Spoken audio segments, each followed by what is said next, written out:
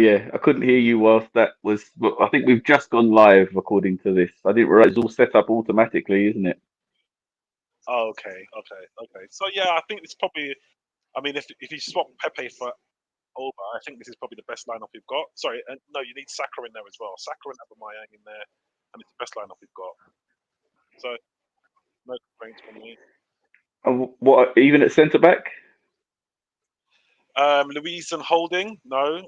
Louise, I mean, Mari's showed some great ability in the games that he's played.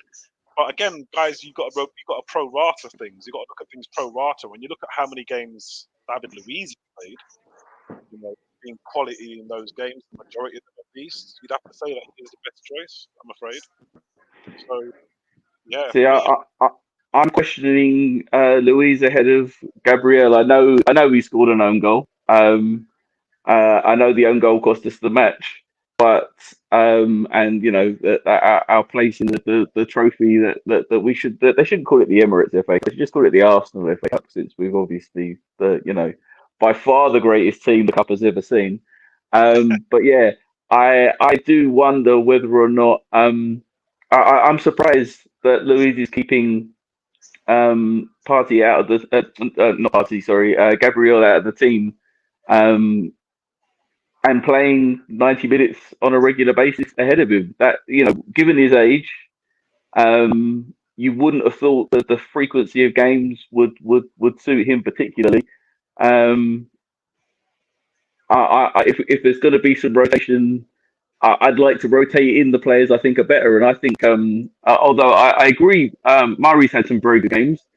I think if you were to take an average of Holding's games and an average of Gabriel's games, admittedly, it's a much smaller sample size. I get what you're saying. I think Gabriel has been our best defender, bar Tierney, who is not. He has been a good defender, but he's not actually. It's not his defensive abilities that we're going to miss most, or that we assume we're going to miss most. It's what he brings to the team in the other direction. Although Cedric has done very, very well in the last couple of games as well. So yeah, that's on the starting line up front. I think the midfield pretty much picks itself.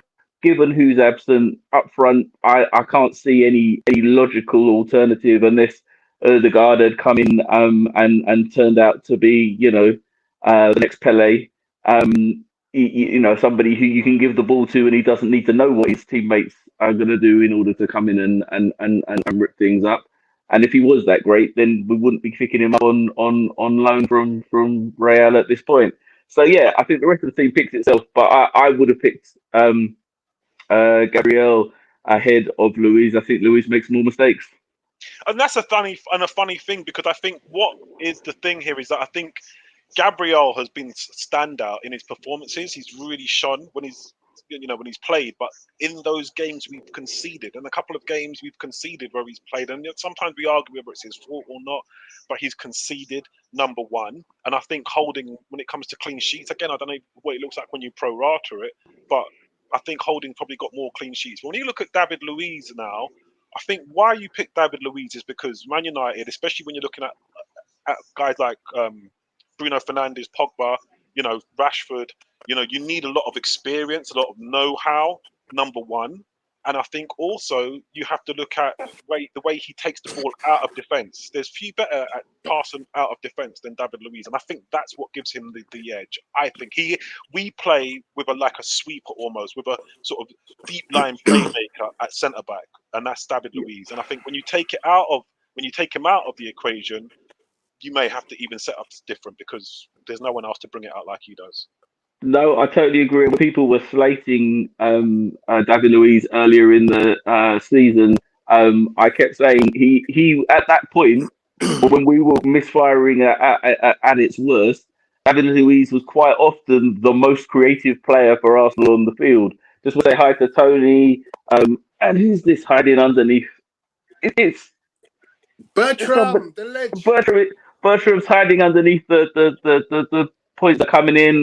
We're getting messages from Cool K. I don't know if I'll get to read this before it disappears, but don't think we'll win this if we start off our usual sluggish way. Well, if we start off in our usual sluggish way, then yeah, we will shrug. we will definitely struggle. Hey, TC, hey Bertram, how you doing? Good, Mark. And yourself? Yeah. Trying not to get overexcited about this because it's always a bad idea to get overexcited about Arsenal. Okay, guys, just to do a little recce. I'm about to kick off. Oh yeah, where are we Whistle in the just game? went for me. I'm 42 seconds ahead of you. Then, are you watching on Sky, Nabil, or have you got a stream? I'm watching on a stream, so I've just kicked off. Okay, so that means I've got to shut up every time anything interesting occurs. So you're ahead of us. You absolutely do. Nah, I'm used to it now. I've got kind of used to it now, to be fair. I think. I thought I was on that. Sorry, I'm 46 seconds in. I was watching something else. I didn't realize the game started. Sometimes Bertram has been ahead of some of the streams. What time have you got on yours, Bertram? 1 minute. So yeah, Bertram's ahead of the streams, but 20 seconds behind me. Okay. What are you on, Mark? 129. Wow. Okay, I'm just going into 50 seconds. I'm about to change my stream to see if Somebody on 101 is saying Sky writing us off prematurely. This is pretty much United's first team, and after that, I'm missing 3 of the players that most of us would have picked to start the game. That's before we got into discussing centre backs. Is there anybody else here that would have picked Gabriel ahead of Luis? I said I would have picked Gabriel ahead of Luis for this game. Nabil felt that the experience plus the ability to distribute from the back makes it which is a reasonable argument. But what do you reckon, TC? I personally would have gone with Gabriel. I got a feeling that we need to nullify the Rashford Cavani spear at the front. So I would have erred on the side of caution and gone with Gabriel. Just from a defensive perspective, I think he's a better defender than Luis. He's less likely to make an error. I'd agree. I think he's more solid. It depends how the game pans out. If we end up with an awful lot of possession, then David Luiz is going to probably do more with the ball. But if we're expecting David Luiz to make loads of recovery challenges, we're going to be in trouble.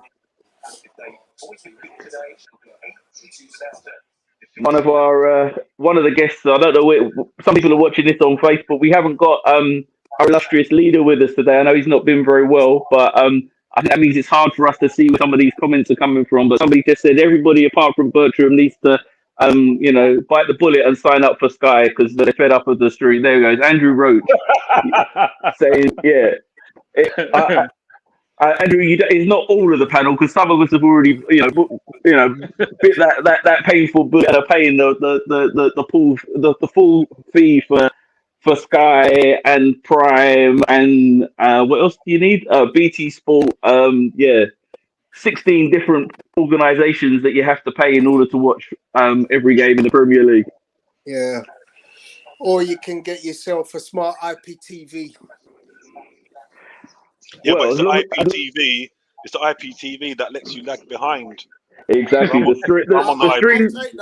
I'll take that over 60, 70 £70 a month. No. We're not talking about the money here. I'm not paying that. No. The people that are watching the stream are unhappy that you guys are so far behind. That's the complaint. So they don't care how much money it costs you because they ain't paying it. They want you to pay it.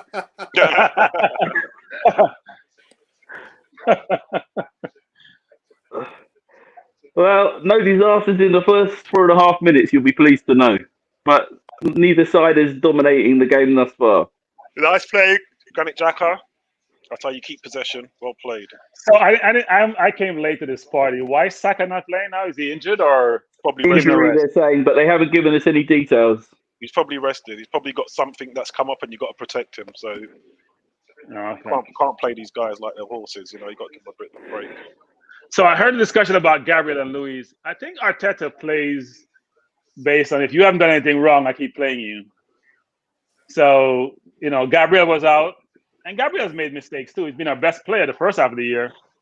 But if you watch Adams just roast him the last time he played Southampton, or instances he has made some bad mistakes, all that adds up to the ultimate decision about who plays and who doesn't play. David Luiz made 2 really bad mistakes in that game also.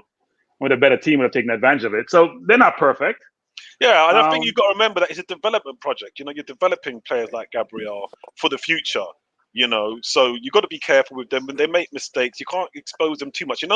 Holding, not even so much Holding, more Chambers. People forget when Chambers came to Arsenal, I thought he was really nice, but I feel like Wenger pushed him a bit too much. And then all it takes is a couple of mistakes, and then all of a sudden your confidence, your mentality, it completely goes until you start believing that you're not as good as you are. And where is he now? He's completely lost. Everyone wants to sell him. So guys like No, Gabriel. I actually think Chambers played extremely well when Emery was here, and frankly, he got benched after that Newcastle game when he shouldn't have got benched, and we had a clean sheet because they wanted to play Luiz because they bought Luiz, right? So I thought Chambers did well until he got injured. Yeah, Chambers is decent, but that's what he's a classic example of probably what they're not going to do with players like Gabriel, Saliba. They're going to take their time and develop them properly, and don't thrust them in too much and be so reliant on them. They've got loads of years ahead of them, and they've got real potential. So you just got to be careful about how you develop them. Whereas David Luiz, Yeah, and I think Arteta has a different view from Arsenal fans. I think Arteta thinks he can still win the league, frankly. At least minimum make top 4. I get the sense that he's pushing to do that. Mathematically, he can. Yeah. That's what it comes down to. Mathematically, I think he's operating with that premise, so that's why I see him trying to get Odegaard and really pushing. Yeah, we've got to be very. And again, I tell you another thing, Mark. Another thing, Mark, is that Cavani, big, strong, very experienced. I'm not sure if Gabriel. You might mug him off. To be fair, you got to have a bit of strength and experience to match that. To be fair, I know Gabriel's a big guy, but I think that might be the thinking as well. I think Gabriel is better against the Cavani's of the world. I agree. That physical, fit, quick. He's better against those. When you're subtle, he makes mistakes. When you're that physical and quick, like he treated Rashford. That last game he had Rashford in his pocket, didn't he? Yeah, that's Rashford why I was would non-existent. take Gabriel, because I believe that against either a very pacey attack with Martial or a big man like Cavani, Gabriel is a rock. He's so strong. Yeah. I noticed already in this game that Partey, again, he's so strong in the middle. When he's got the ball at his feet, you don't dispossess him. I'm wondering if the little bit of quiet there is because you guys caught up with me. Don't panic; it's not going to be a penalty. No, Bruno I didn't think it Fernandes was. Fernandes went down under. Went down under a bit of pressure from Cedric. I think his theatrical throwing of his arms in the air probably does as much to help us as it does. It's disgusting, like shoulder to shoulder. How dare you? Yeah. In the old days, players would go berserk at stuff like that. As you would tell me, Nabil, we're in the new days. You tell me about disgusting. the old days don't count anymore. Cedric hasn't even gone into him. I watched the Newcastle this morning. See someone screaming like they got slaughtered, and you look, he got barely touched. In an empty stadium, you scream really loud. The referee thinks you've been hurt. They blow based on that. And Man United love getting penalties like that. They really love their penalties. I mean, imagine if you took away half of their penalties that they've got this time. Good chasing, Pepe. So we are pressing. Got to be careful on the break, though. It's going to be a tough game. It's going to be a real tough game. It's going to be about focus. It's a very good press, though, so far. Well done, Man United, to get out of it. But, yeah, I like the press so far. It's been pretty even, but I have to say, I still think there's more mistakes in this Arsenal backline than there is in the United one. I think there will. I suspect that this game will be settled by a mistake, and I think we are more likely to make it than them. Well, I'm very happy to be proved wrong, but yeah. Hold it up. Nice play, well played. I love this. This is it. Keep the possession. This is nice. Ooh, a bit far back, but there you go. Good play. Yeah, these are good early signs for Arsenal. When you're confident like that, you can keep possession under pressure. It's nice. Nice play, Partey. Yeah, this is nice. This is nice football. Oh, unlucky Cedric. Yeah.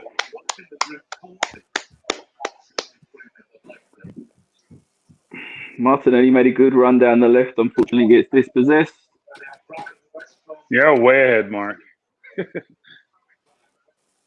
David Luiz showing all that attacking prowess. You've all got it to look forward to. Really be excited. Trust me, Nabil. He's really going to fulfill the promise.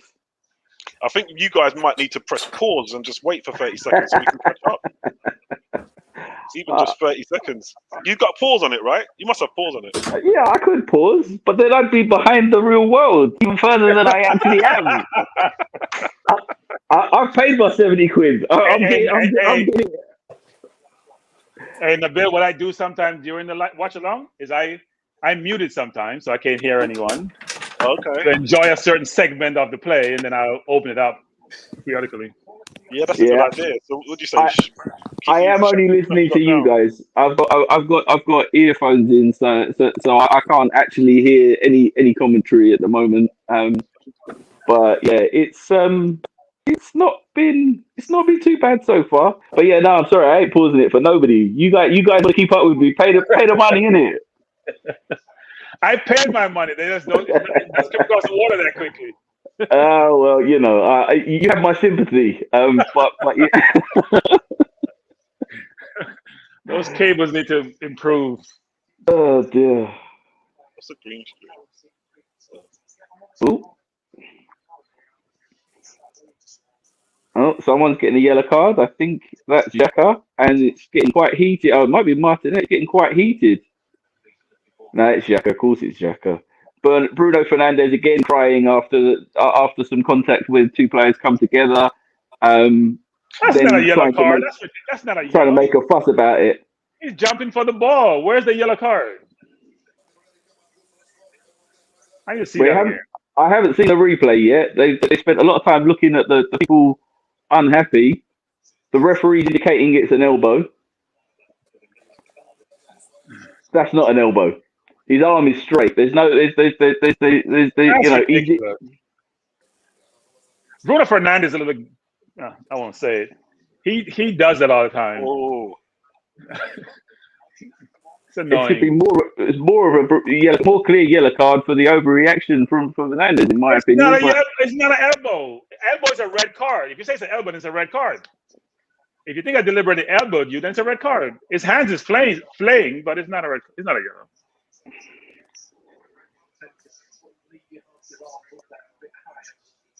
They both play for the Portuguese national team.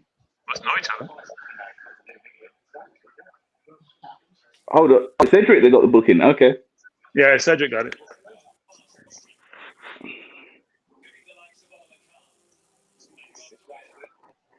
You don't want Cedric with a booking playing against Rashford. That's not good. No. That's not good. That's the worst scenario, frankly. No, the worst scenario is Xhaka getting a booking because you know he's going to be filling in at left back at various points, and you know he doesn't have the pace. Yeah. But don't worry, there's still time for Xhaka to get a yellow card. Well, he's been good of late, actually. Apart from the red that he got when he lost his head, he hasn't gotten as much yellow as he used to when he first joined. Lacazette has the most yellow by far on the team. I think Lacazette's about 25 compared to Xhaka 15. Bruno Fernandes goes straight into the back of Xhaka and no yellow card for that. Yeah. I'm not there at that play yet. Should be about now. That's a yellow card. That is plain as day. And should be about now for Tony.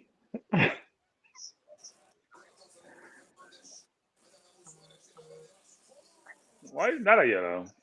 Good question. Because he's not wearing a red shirt. Probably Xhaka didn't cry loud enough either. Yeah, Xhaka didn't cry loud. Exactly. He raked with the back of his leg. I mean, VAR can't do anything. It's just a yellow, but not a yellow, but that's crazy, actually.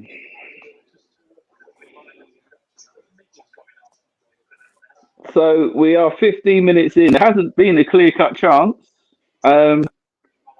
it's been a game of high presses. I wouldn't say that either side has been particularly dominant. But yeah, nobody's lost their head either.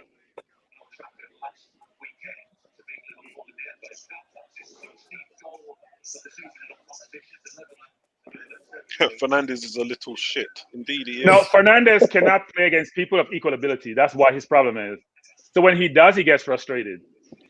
Yeah. And people don't seem to realize that. He's a great on the ball, but when he plays with people of good similar ability and he gets pressured, he doesn't like An it. interesting break on here. Arsenal have 3 versus 3. Lacazette shoots from distance when Martinelli was well placed to his left. Oh, that's disappointing. Poor choice, I would suggest, from the Frenchman. Either you've got to hit it a damn sight better or you should have played the pass.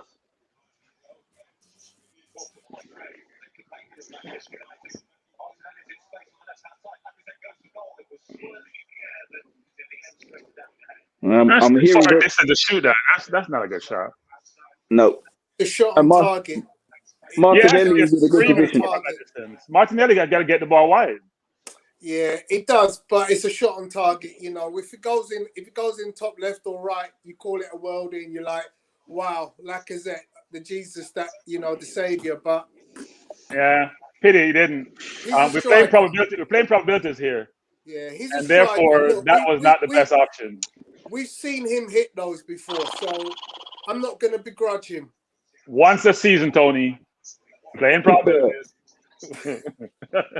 That was against who? What team you played? Was it Sevilla? Yeah, I was about to say. It's the saying, bro. If you don't buy a ticket, you don't win the lottery. Yeah. Yeah. That analogy works if he didn't have a pass wide with a one-on-one when he makes the pass. Yeah. I'm still gonna contest that perspective. I get it. I mean, look, there's times when you. Oh dear, United breaking through Rashford in a really dangerous position. Lays off to Fernandes, tries to play it back to him, but Partey breaks up the play and Arsenal recover. We were in trouble for a moment there. Fortunately, Rashford's decision making was about as poor. Smith Rowe, very poor ball by Smith Rowe. Lazy pass. Poor pass by Smith Rowe. That's a lazy pass. He's not in the game either. He better get himself up because Odegaard is sitting there. Good play. Oh, poor pass from Partey this time gives the ball away to United. But it's not so threatening as the last time. But yeah, it's got a little bit scrappy at the moment.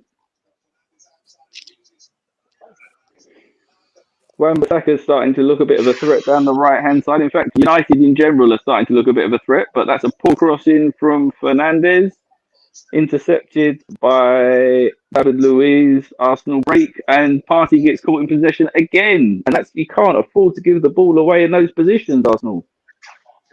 I think Cavani's offside, surely. No, apparently not.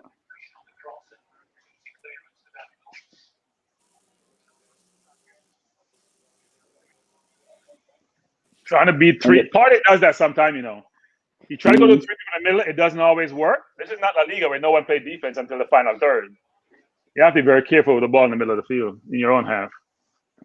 So both Smith Rowe and Partey have given the ball away. I think Partey done it twice in the last 2 minutes. Smith Rowe done it once, and looked like we were going to more likely to get punished after the Smith Rowe incident. But United a corner with 19 minutes on the clock. It's still 0-0. I'll tell you what, I mean, I spoke about this, but Emil Smith Rowe just put his team under pressure twice now with, I wouldn't say sloppy, but. No, it's sloppy. Sloppy is the right word. Not measured passing in a dangerous area. Get in front of that halfway line, maybe. Oh, was that a save?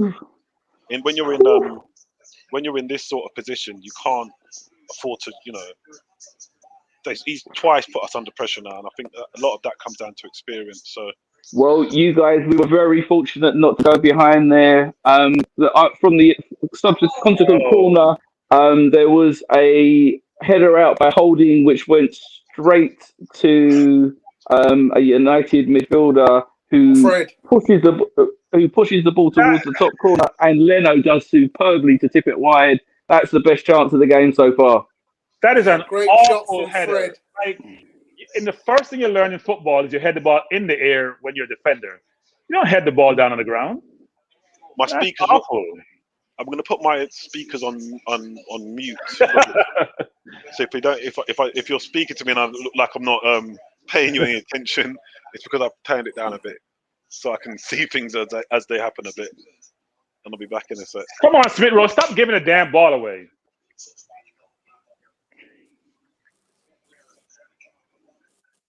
That 5-yard pass, you can't make a 5-yard pass. I'm putting the thing on mute because Smith Rowe doesn't want to cut. Some good play down the right-hand flank. Unfortunately, Pepe's just fired wide when really he was well placed to do better.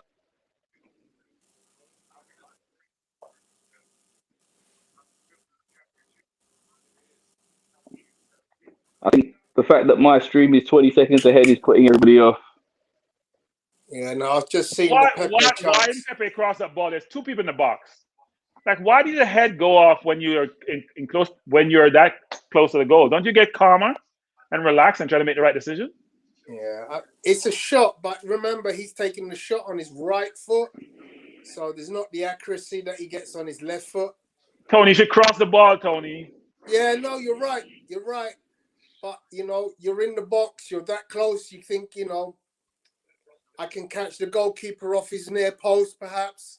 I think that's what he's looking at. He's thinking, if I get it in that tight angle between post and keeper. Well done. Yeah, I don't want to see Cavani one-on-one with any of my defenders. I need the 2 centre-half to play deeper and cover him. Yeah. I don't want him one-on-one.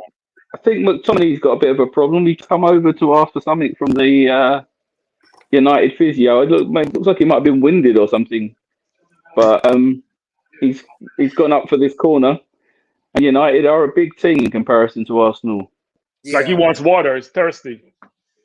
Or some kind of fluid. Yeah, it was something from the bag. I don't know what it was, but there was something. Steroids.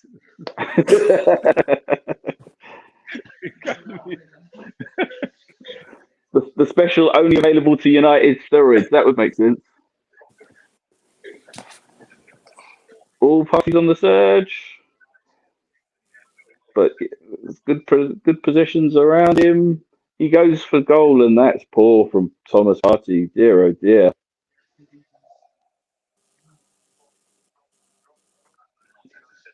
United obviously decided that they don't actually have to close Partey down. If they give him enough space, he'll make the mistake. To be fair, the only ball that was really a threat was Pepe there. No, actually, the threat was Suarez.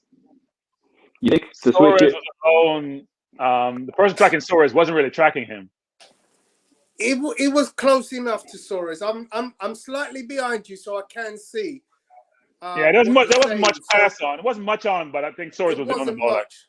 Yeah. He cannot see Suarez with number 23, McTominay, I think it is, kind of in the way. William is warming up. So is Odegaard. Behave. No, I'm not. I can't.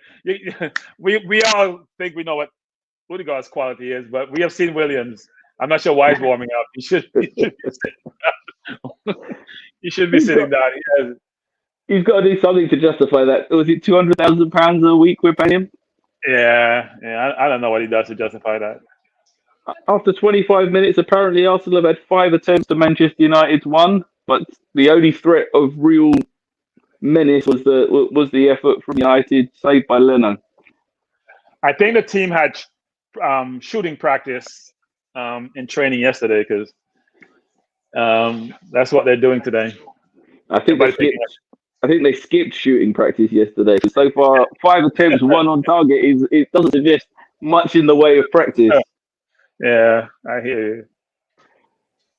Xhaka, there's another effort on target, but it's not particularly threatening.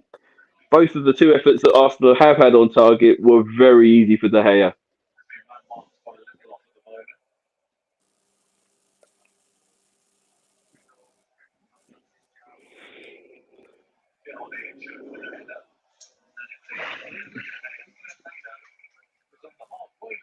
That was a goal I saw Wilson score today for Newcastle. I thought it was an excellent goal. It was a slightly better header. Now, what I'm saying is, it's the same type of ball that came in. The delivery was it was similar delivery. I grant you, but it took a lot. It was an impressive connection, particularly given that there wasn't the greatest amount of pace on the original corner. Pepe stumbling through and gets a free kick. Yeah, strong neck muscles. That's what I say about Wilson. That was a brilliant header. Pepe and Bellerin connected well. Bellerin dinked inside Shaw, who just left his arm across him enough to draw a free kick. It's Pepe has ridiculous skills. I'm not sure why he doesn't play better. I would say that Pepe was probably not. I'm not convinced that was a free kick. He decided that he wanted the free kick. It's about 4 yards outside the 18 yards, so it's 22 yards from goal. No, it's more than that. It's more. No, it's a free kick. He blocked him with his right arm. It's a free kick.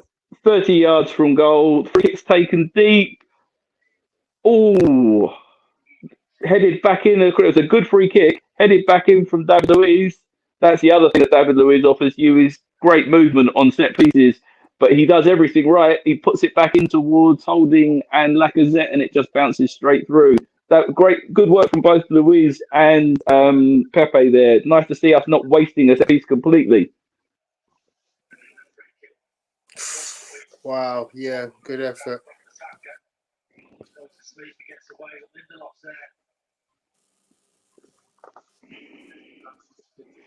First time I've seen Martinelli run with the ball. It's a great ball. Looks like Lacazette almost ducked underneath that head back from Luiz. Yeah, the best piece of play from the Arsenal so far is this run from Martinelli. Steps inside, looks for the ball towards Lacazette, and it's, I don't know, too far ahead of him. If that ball's a foot further back, I reckon Lacazette might have been able to stretch 2 feet further back, and he's got a tap in virtually. Andrew, I think he should go for it. Andrew, I always look vexed.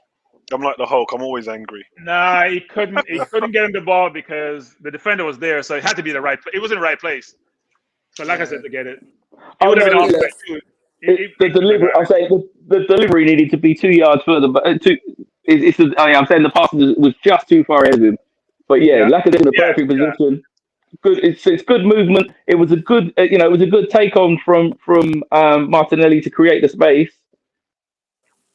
The delivery of the pass is not quite up to Saka standards yet. So, Vincey, how am I feeling about the game? As I expected, it's like a war of attrition. It's going to be super cagey.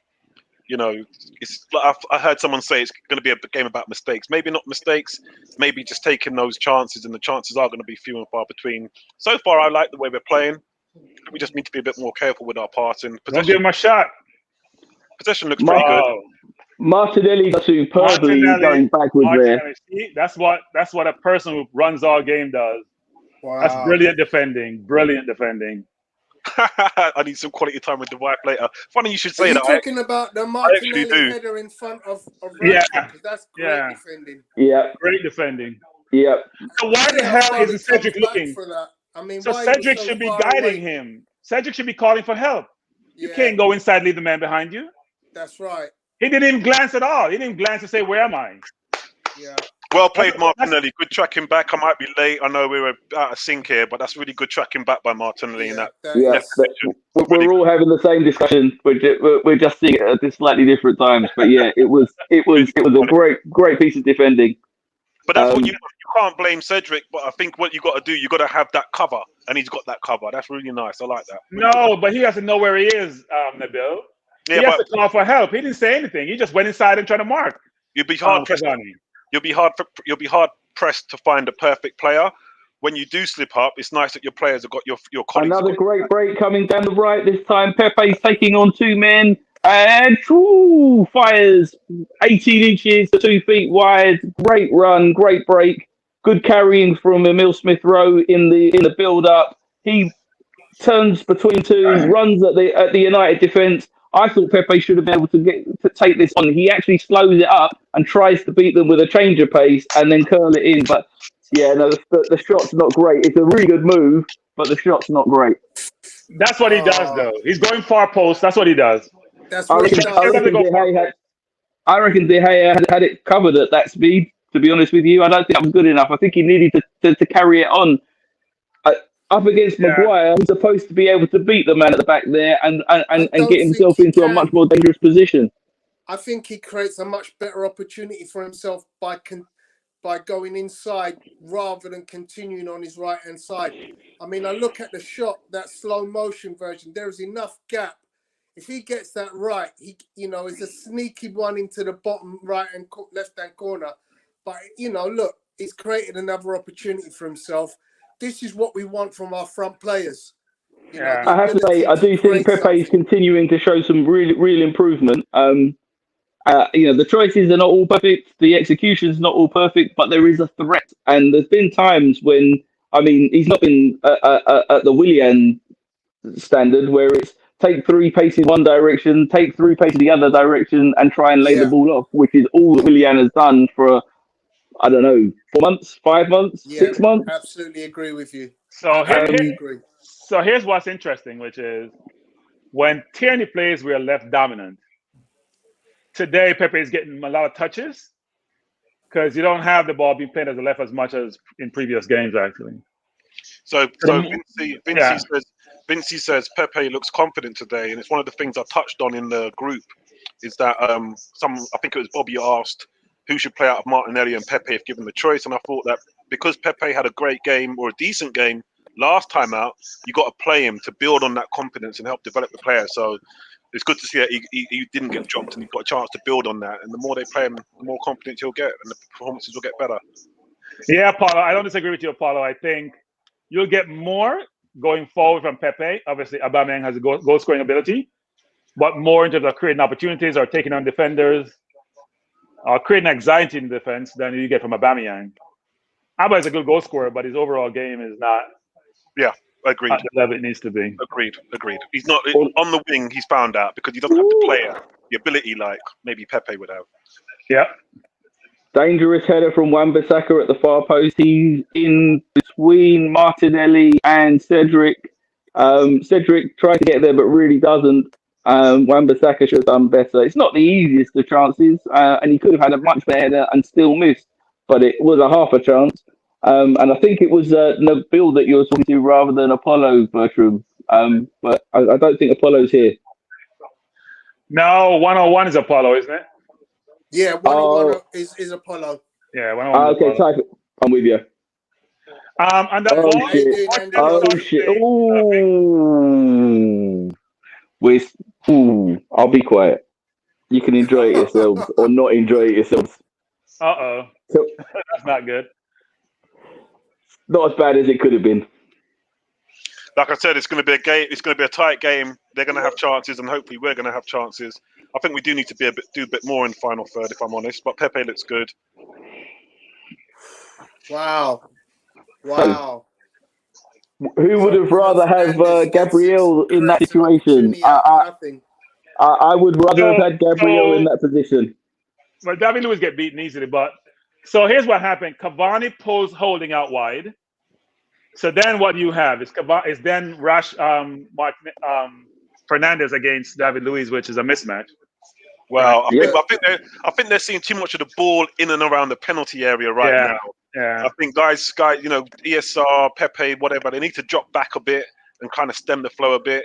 That's too many chances in quick succession that I've seen now. Yeah, I agree. Holding didn't have to go that deep. You got to know when to drop off and when to go. He doesn't have to go that deep to Cavani. What's he going to do all the way up for you? Come on, Arsenal.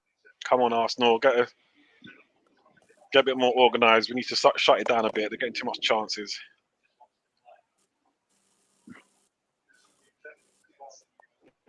Greg G thinks that Cedric's stinking up the place. I think that's harsh. I think he's just up against some very good players. And that Martinelli has tried to push on in the last 5 or 10 minutes. He's tried to be further forward. And that is where Martinelli is more dangerous. You don't really want to see Martinelli getting sucked back. All right, hold the ball. Get the ball, hold it. Just hold it. Come on. Unfortunately, United have the ball at the moment, so Yeah. Yeah. Almost constantly as well. Because we're playing deep. We're not putting pressure on the ball. We're playing deep. We're resting. Oh, I think we're doing is resting.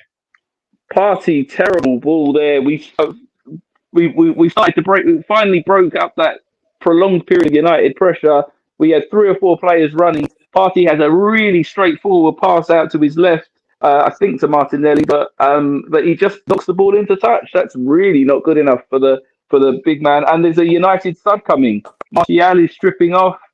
I think McTominay looks like the man who's down. McTominay's been struggling. So that means Solskjaer believed that he has a chance to win this game, so he's going more attacking. This is really good from Arsenal in terms of organisation and just being patient. They're set up really well. Man United just passing it around in not so dangerous areas. Well in there. Now, don't keep the ball. Keep the ball. That's I'm really surprised if this is Martial coming on for McTominay. What I'm seeing He believes he has possession, so he can win this game. I'm seeing way too much of us breaking up the play and then making sloppy passes and losing the ball. And I don't think it's going to end well if this doesn't change. Man United are Partey's not having a good game. Man United are getting good possession in areas, but then what we need to do is obviously we're set up well. We've got good organisation. We break it up, and then instead of keeping possession, we're just giving the ball away. We're being sloppy and giving the ball away. So we want to try and just keep possession more. In the 37th minute, we have just seen the replacement of McTominay with Martial. McTominay was straight down the tunnel. I think he must have had a painkiller earlier when I saw the guy go in his bag. He obviously has a problem. It seems like with a rib. But I'm really quite surprised that United have decided that they can afford to go that attacking against us. But because what we'll do is put Pogba in the midfield. He was unbalanced before. He had Pogba out wide. That make any sense? He played it last week or the week before, I think, and they won. But Pogba is now going his normal position because he hasn't been in the game either. Yeah, I think that it's not. I see what you're saying, Apollo. Apollo saying United are aiming for Pogba versus Bellerin matchups, but it's not even just Pogba and Bellerin. It's just I think they are targeting our fullbacks. They are targeting them for isolation when they get down in the final third. But I see what you're saying. Totally spotted that. But someone just asked on 101 if I'm wearing the cap to stop me pulling my hair out. It's a bit late for that. I've been supporting Arsenal for far too long. Good play, Emil Smith-Rowe. It's all right, Mark. I've got some here for you. Got some for you here, mate. Yeah. Right. You got a couple of inches there, mate, but I'm looking down on them, so that's all right. I've got, there's inches and there's inches, We do actually know each other in the real world. Yeah. Yeah, I'm not happy with our passing. The passing is really sloppy for me. I'm going to tighten that up. Change the passing, and I think I get a better standing in this game. So effectively, Man United was taking a little bit of a stranglehold on possession. Yeah.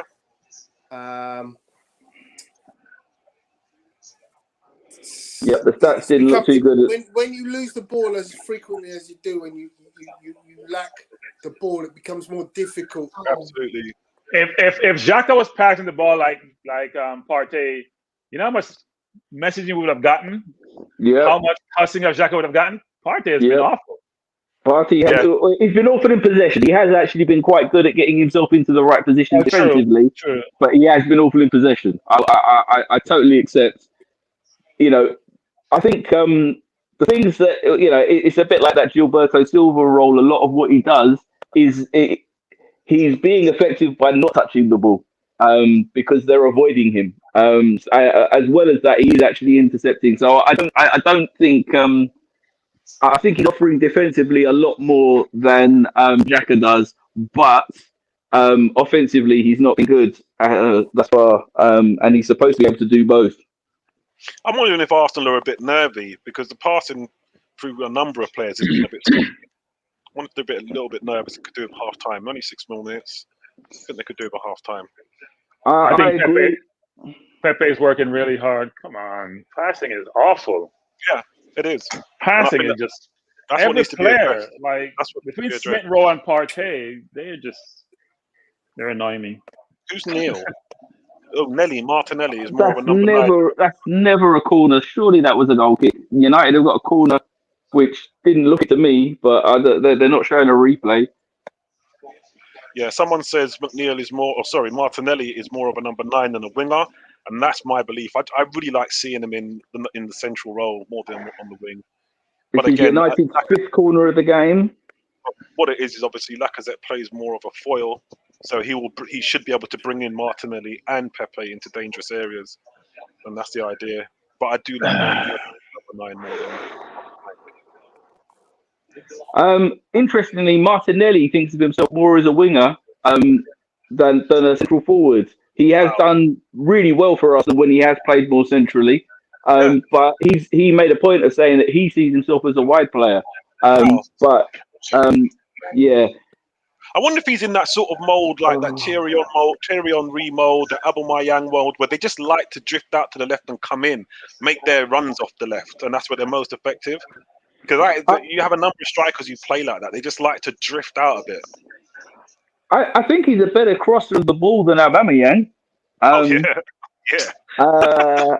Smith Roy's having a nightmare.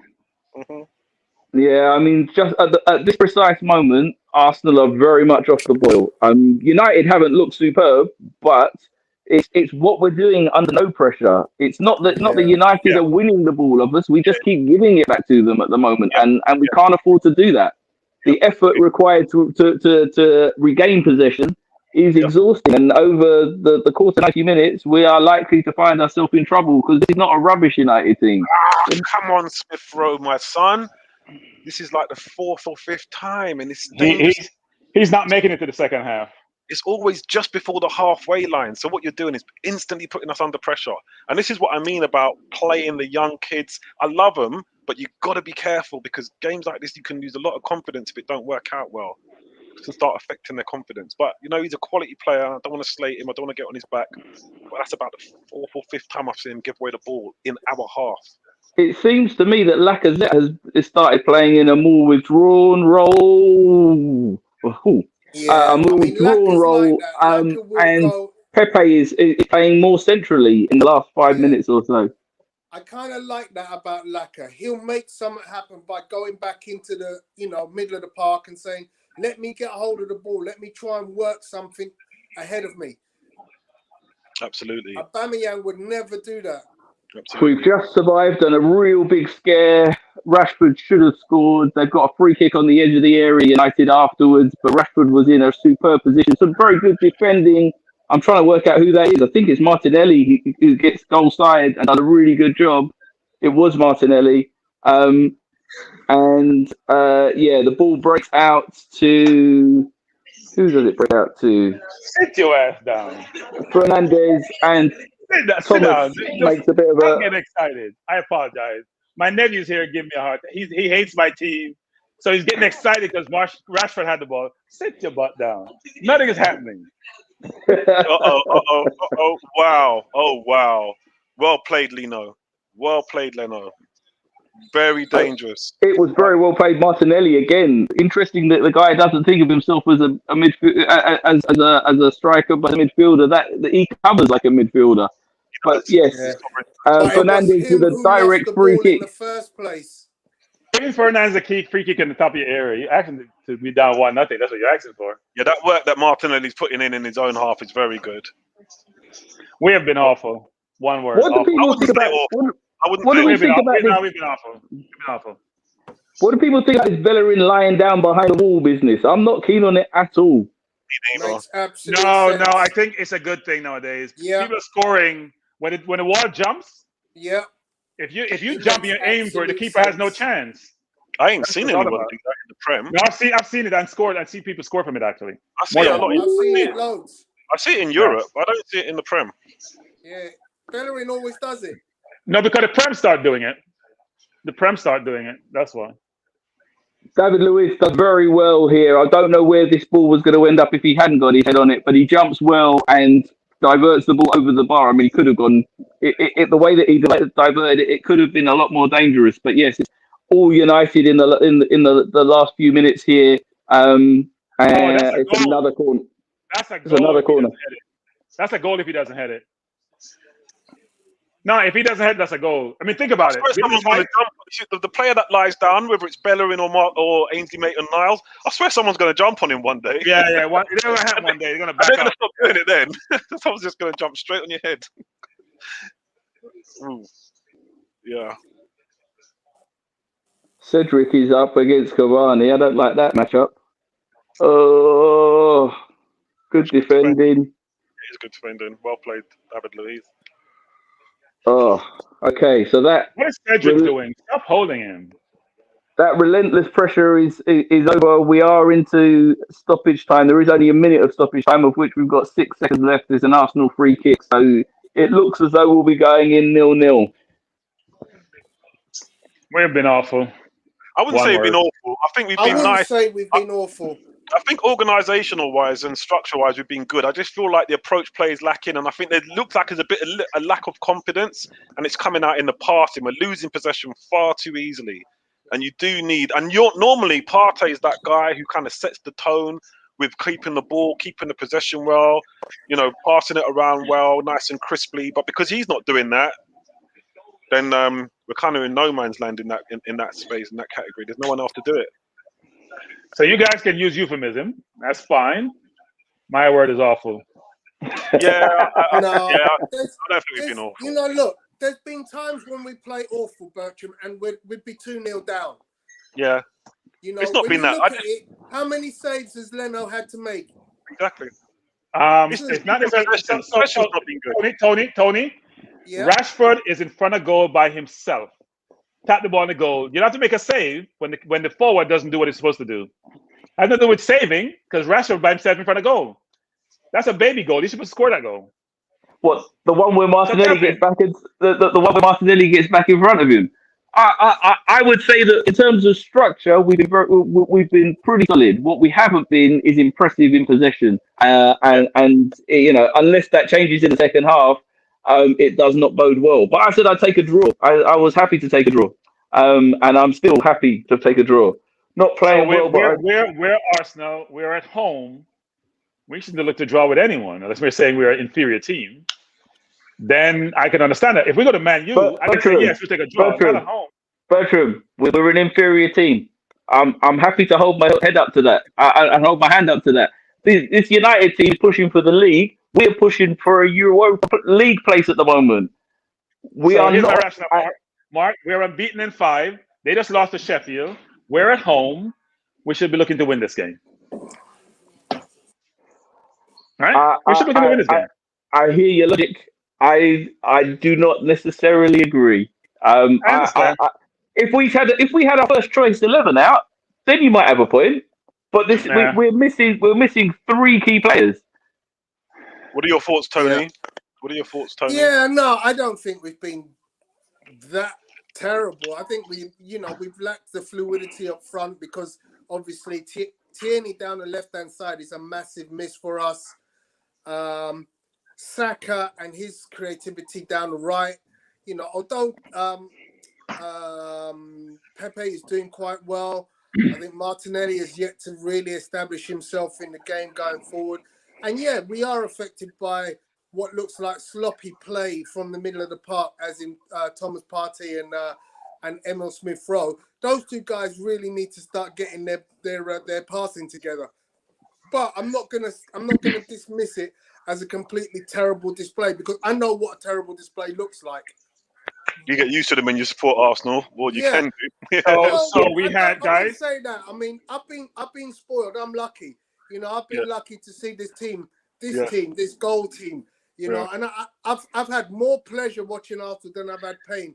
You've made a great point there. I mean, you've made a great point because Bertrand was talking about us going for the win and so forth versus Mark saying that we could be. I'm happy with a draw, but when you consider players like Tierney missing, who's arguably one of our best players, top 3 for sure. Aubameyang, when he's on song, he's arguably one of the best players in the league. And then you've got Saka, who's definitely he is the top performing emerging player in the league. All 3 not visible for us. So you know what? If we can hang on in there, we're doing well because if Pepe couple of games ago, he was ready to flip and hang the geezer. You know, he's playing well. He's doing his bit now. Martinelli's only just come on. I mean, just start. I mean, when was the last time Martinelli done 90 minutes? So, Thank you know, you. there you go. So it's the game. So forget about the composition of the team. It's the game, right? So we have 8 turnovers between Smith Rowe and Partey with limited or no pressure, frankly, in those turnovers. Not like you turn the ball over because you're under pressure. That's 8 opportunities to go forward with the ball that you have lost because of just sloppy play. That takes away from your game because right now, then you're on the defensive. So you're trying to retreat, spending energy when you can put the other team on the back foot. That's the problem in the game. You're not controlling the middle of the park. Martinelli can't get the ball because you don't have the ball to get the ball. And Man U is comfortable.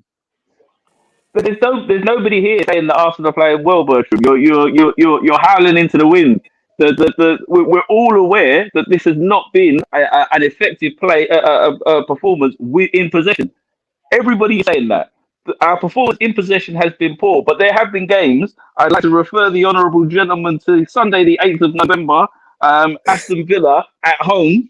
I'd like to refer to what other games? There was the Wolves game. That was another absolutely wonderful game. Or maybe we could go for Sunday, the 6th of December against Tottenham Hotspur. You know, or Burnley on Sunday, 13th of December. Is this no? One question, Bertram. If these awful, what was that? Here. I could say atrocious, but that's not good enough. That's actually. No, at the end of the day, think about this. Honorable gentleman. This league is about where you are and about momentum. Look at Tottenham, we're at the top of the league, right? It's about momentum where you are. We haven't lost in 5 games. We're playing really well. I grant you we lost Saka, not Aubameyang. We can play without Aubameyang, frankly. 6, okay, even better, Mark. 6 on the trot. So if you have that momentum, you're playing so well, keep the momentum going. Don't play as bad as we're playing based on nothing. I'm not suggesting that we should lose. I'm suggesting that to continue that run and to maintain the momentum would not be a disaster. To not lose would not be a disaster. That's all I'm saying. Yeah, I agree. I agree with that wholeheartedly because, I mean, at the end of the day, the run and the way we've been playing, that's a certain factor, but you've also got to take your opposition into consideration. And these guys want just as good a run as us, and they've been on that run for a bit longer as well. Where is this team? Hold on. Exactly. Nabil, we destroyed Man U when we were in a bad run. We destroyed Man U when did we destroy them? They weren't in the game. We're in a bad run with a worse team. Funny enough, I think they're playing better now. This is the thing. Funny enough, they're playing better. I think they found themselves. They found a nice way of playing, you know, and it's working for them, and that's why they are where they are in the league. But like I said, I mean, when you look at it, and I said this from the very beginning, there's not a lot between us. You know, there's in this game or between the teams? In general, now when you're seeing Arsenal playing the way that they can play right now with this form that we're all talking about, you can see that there's just not a lot between us. It's all a lot of it. It really is mentality and consistency, and we speak a lot about mistakes and being sloppy. These are the sort of things that will cost us. You keep this sort of play up that we like I said, Mark was saying, you get a draw out of this game, you get back into beating the teams that are maybe not, you know, on Man United's level. Before you know it, you find yourself in 5th, 6th, 4th, whatever. If you can keep that up and not make costly, careless mistakes, that's really the difference. It's so wait. Difference. Paul is saying we've been marginally better over the half, squandered a lot of good possession. Partey hasn't quite got its passing going together. Martinelli is having a bad game in possession. Like I said, has been very, I guess, ineffective. I wouldn't say we have had the better of the half, actually. No, I think they've had better chances. Yeah, they have. Most definitely. Okay, so listen, guys. I just watched the highlights, as you probably done if you're watching Sky. They just laid out all of Man United's chances against all of our chances. There's only a difference of 2 chances in the game. Yeah. So Tony, there's a difference between quality of chances. It's one to say I have a chance. What's the quality of the chances? Hang on. The chance is a chance, Bertram. No, that's not true, Tony. He's got a point, Bertram. Bertram, he's got a point, and I'll quickly just jump in here. I'll tell you why. Because Pepe's chance was the closest to goal. We have come actually closest to scoring. Pepe's little switch inside, and who came closer? No, guys. The save from Leno. The save from Leno was the closest anyone's come. No. That wasn't the closest chance. There was no chance he was going to score that. The moment Leno stepped up, he smothered it. There was no chance. What about the Rashford chance? What about the Rashford chance? That's what he's talking about. Leno smothered it. No, the Bruno Fernandes chance. That went wide, didn't you just see it? Fumbled the ball, didn't he? Did Rashford fumble the Did you ball? not see how wide it went? It went really wide when you look at it on the replay. The one where Leno saves from Fernandes, that's the best chance. Oh no, it wasn't from Fernandes. It was from the midfielder, and I can never remember. It was in Fred. Fred. Okay. Yeah. Fred. Okay. Yeah. Maybe. And it was going top corner, and the keeper makes a great save. We have not made De Gea make a save. Not one about that. significant save. What I was looking at, I saw Bruno Fernandes' chance, and the goal was gaping. And I thought, well, if a little bit more whip on that, that's definitely in. But when I looked on the replay, it's actually swerved out wide, well wide. So, but yeah, if he's hit the target, you can't get closer than that. The what I would say at the moment is that actually the players who have not delivered thus far, it has not been because United are that great. So I think there is a chance in the second half that Emile Smith-Rowe, Partey, and to a lesser extent Martinelli. I would say he's been less of an issue than the other two. Emile Smith-Rowe has not had a terrible game in terms of his movement because his movement is superb. He's carried the ball well at times. He's made a couple of solid passes, but far too many of them have not gone where they needed to go. For me, it's all about Thomas Partey actually turning into the player that he's supposed to be again in the second half. Because I don't like the Thomas Partey I just think. If that's the Thomas Partey that we paid, we've overpaid. Because his delivery when there was no pressure was substandard. It was not worthy of a Tottenham 1997 team. So I wonder if it's coincidental that both Smith-Rowe and Partey, who were both injured last game and probably didn't train much this week, are both not having the best game. Exactly. I just want to say quickly what Sporty Jordan has said. Sporty Jordan has said half-time is where Arteta earns his money. Time to tighten things up and make some changes, and that's what I agree with. This is my thoughts right now. Is like the battle now is between Solskjaer and Arteta, because the right change right now changes the game, and I don't just mean in terms of personnel, in terms of the way that we're approaching the play, and even that mentality to keep possession better and not be so sloppy with the passing. Yeah, I'm reading on the statistics for the half. 7 shots each, 2 shots on target each. Wow. So despite the domination of what looks like the play and the chances, it's actually bang on even Stevens. Yeah. But so guys, here's what I'm talking about. That Man United are not in the ascendancy. Right. We can affect that. So here's the question, guys. We saw Lacazette take a shot straight down Solskjaer midsection, right? Don't have to move. Pepe, Leno had a dive to his left to make a save. David Luiz header and that free kick. Those are quality chances which had a chance of scoring. Lacazette wasn't going to score unless the keeper fell down. That's what I'm talking about, quality of chances, which is I have a better chance of scoring than you did. All he has to do is whip that a little bit to the right and it's top bins. No, Tony. And then you're going to we're talking about what you did. We're talking about what you did. Goal. What did you do? What you did with the chance when you got it? Hang on a second, mate. These are shots that if you watch any decent football video, you see these guys hitting these shots every day. The probability of scoring from 35 yards out and a quality goalkeeper is very difficult. Watch the F2. I swear to God, these guys are taking 30-yard shots on the move every day and hitting top bins. Yeah, those managed videos make it look really well. Because we watch the Premier League every week. We watch the Premier League every week. We don't see people scoring 35-yarders regularly. So this is the point. Look, if you don't buy a ticket, you ain't going to win the lottery. And if you don't shoot, you ain't going to score. So he took the opportunity. I hear you, and I think your lottery ticket analogy is great. But you know what? Personally, that's not where I invest my cash. And that's what we seem to be doing, is throwing our money on lottery tickets when we could be investing and in appropriate attacking play that would create chances where you can bank on scoring a goal. Now that is what we want to see. Hey Tony, you must have been shorting some stock this week. Tony, you must have been shorting some stock this week. Mark. Sorry, Mark. Mark, Yes, do you I want to will. read out? Do you want to read out some comments? There's some quite interesting comments there. There's a couple of questions in there as well. So if you want to read Sorry, them out. my poor wife from the other end of the house has just come to check on me because you can hear all this noise. But and it ain't you guys. I can't even blame you. You're in my ears. It's just me making so much noise and Respect to all the confusion. football wives in the background. Hi, Lisa, and hi.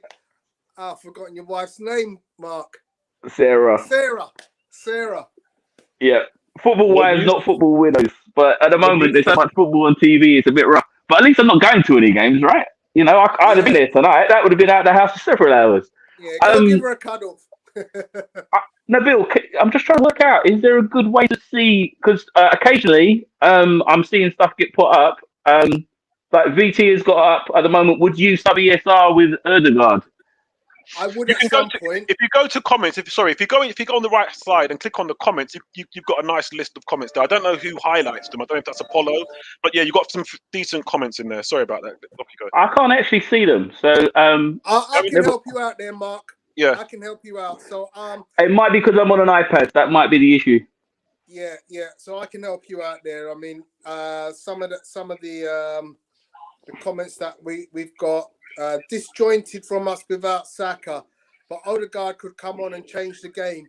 United look off the pace after the game they lost, and they have everyone fit. Oh, you guys are not going to be happy. If I was to say it's the one sub you don't want, who's coming? William No. William for Smith Rowe. No, for who? Martinelli? Martinelli. I don't know. We can't call on Odegaard because we have no idea what he's looked like in training. No, You know, but we he can does. call on Willian. Willian is the one we can call on. Willian is going to jog 3 yards in one direction, 3 yards in the other direction, and try and lay the ball off if he hasn't already lost it. And I'm going to see that 15 times in the next 10 minutes. Me gone. William better hope that people stay out of the stadium for a long time, because he can stay like this. It'll not be pretty at the Emirates. So Let's hope. Let's cross our fingers. This guy owes Maybe us. he'll do well. Maybe find his form. He's a good player. So William is coming on. I thought you lot was having a laugh. Let me No, No, he is. Let me have a No, look at we've this. kicked off. Willian is on. Martinelli is off. Martin, yeah, there you go. Maybe he's injured. I thought it was make change at halftime, so maybe he's injured. Okay, let me just put on this on the volume. Anthony Roberts is gone. Yeah. I'll tell you what, real quick. That being said, at the beginning of the game, I did think that Arteta might pick Willian for his experience and for his know-how against these bigger teams. So, I think those things are not been working, Nabil. Yeah, What is experience or know-how? He hasn't knowing anything. I know this is the thing. I think it's a gamble. Let's just see how it goes. See how it goes. My experience of Willian in an Arsenal shirt tells me that this was not a good move. I don't know. I don't care what Odegaard can do. I know what Willian can't do, and Willian can't do anything very much to help Arsenal. I'll tell you what, I think Man United may have been studying videos of Thomas Partey, because I think they're shutting down his passing lane. Yeah, you know what he does, Nabil? He looks away and try to make the cute pass, right? That's his game. I think it's more about them shutting down his passing lanes and just knowing his passing lanes. So that's what they're doing. No, but what I'm saying is this: he doesn't pass back a lot like Xhaka does. Exactly. Pepe. So he's got to just go between the line, and he's cute with it. They have been playing it. They've done their homework. Oh, mate, he's just sent another one into touch. No. Whoa. Oh, Cedric dispossessed by Wan-Bissaka. Fortunately, that was not a good run. I think that was Martial that had the chance to run at us there. I don't see any ball on top of David Luiz today. What is happening? Or is our forwards not putting themselves in position to get the ball? Oh, Lord. I think David Luiz likes to play it into a forward who has got the beating of his player for pace. And we haven't got a forward left on the field. I mean, Martinelli should have been that man, or Pepe should be that man, but I don't think Pepe switched on enough to create those kind of chances, the ones that Alba does when you get a quick free kick or whatever. And Martinelli didn't seem to get himself into those positions often enough. Oh, there we go. There's a nice backward pass from Willian. I'm going to keep count of the backward passes from Willian. That's one. It might be due to keeping possession as well, because we do need to keep possession better. And if that means passing back, then fine. I think William is feeling the pressure because I saw William at Chelsea. He wasn't passing back all the time. He would take on people all the time. Pepe made a really good ground up to win back possession and get us a free kick. But I think he might have been responsible for losing the ball. Certainly, we lost the ball on that flank. But yeah, Partey is trying to find those balls inside, but not having. No, he didn't lose the ball. That was Bellerin actually. Bellerin. That's a great cross for Bellerin. Willian. Oh. Don't say William. Don't say William because you know what's going to happen. Nothing. The shot was on target, but it wasn't. It's really good play from both Pepe and Bellerin does superbly. Willian should bring a save out of the goalkeeper, but takes too long, and the finish is the shot is poor. I reckon all three of the United player closest gets. I reckon all three United players have got to that. William has lost all confidence. All confidence. He tried to curl it into the far corner when he needed to drive it. No, he wasn't curling it, just pushing it to the goal. I don't know what he was doing. Seriously. I mean, the William I know taking free kicks for Chelsea and putting the ball in the top corner is gone. I don't know what the case is. Well, apparently give me a break. Give me a break. This is how far behind I am. I'm just catching up. Now, William, you got to tuck that in, mate. Listen, I'll tuck that in. I'll tuck that in for you. And I'm rubbish. That's a great ball from Willian. Oh, come on, Willian, mate. Get that out of your fit and put some whip on it, mate. What's the matter with you? You didn't even set that up right. Just knock it out a little bit. Come out of the block fast in the second half. It's awful. No, that's awful. I'm sorry, mate. I heard your commentary, Mark, and I thought, well, that was a close effort. But no, brilliant ball, William. Brilliant ball, William. Brilliant Let's ball. have a look at this. Yeah. He's got to do better than that, mate. Sorry, I wonder if Pepe just takes a touch and try to put it in, not try to take the one-time shot. Actually. Yeah, William he had so much time, Apollo. He had plenty of time. Just knock it out of your feet, get a nice bit of whip on it. No, William is coming good today.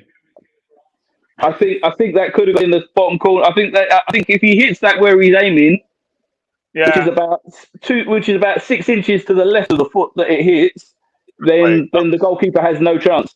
But basically, that foot has saved it. When that would have been an Arsenal. That would have been an Arsenal goal as much as the header from David Luiz. I'll tell you what, though. Sorry. What I've heard yellow card against Wan-Bissaka. Sorry, what I've heard Ian Wright say a lot is that, you know what, sometimes you have to sort of count the attack positions, and that's two nice attack positions for Willian. So I mean, we can lament all we like about that miss, but that's just two very nice. He's taken up two very nice attack positions for us. And the ball in. He's playing okay. Yeah, I'd say the shot was poor. The ball in was very good. And so far, he's definitely made a positive input. I'm seeing that Apollo is saying the same. Excellent cross from Willian. You can't discuss him seriously after that shot attempt, but still. I like what Andrew Roach just said. He said, "Did Chelsea sell Arsenal the real Willian or a clone version?" But I think the real one is going to turn up today. The real one's in Brazil. He's on the beach somewhere. Ooh.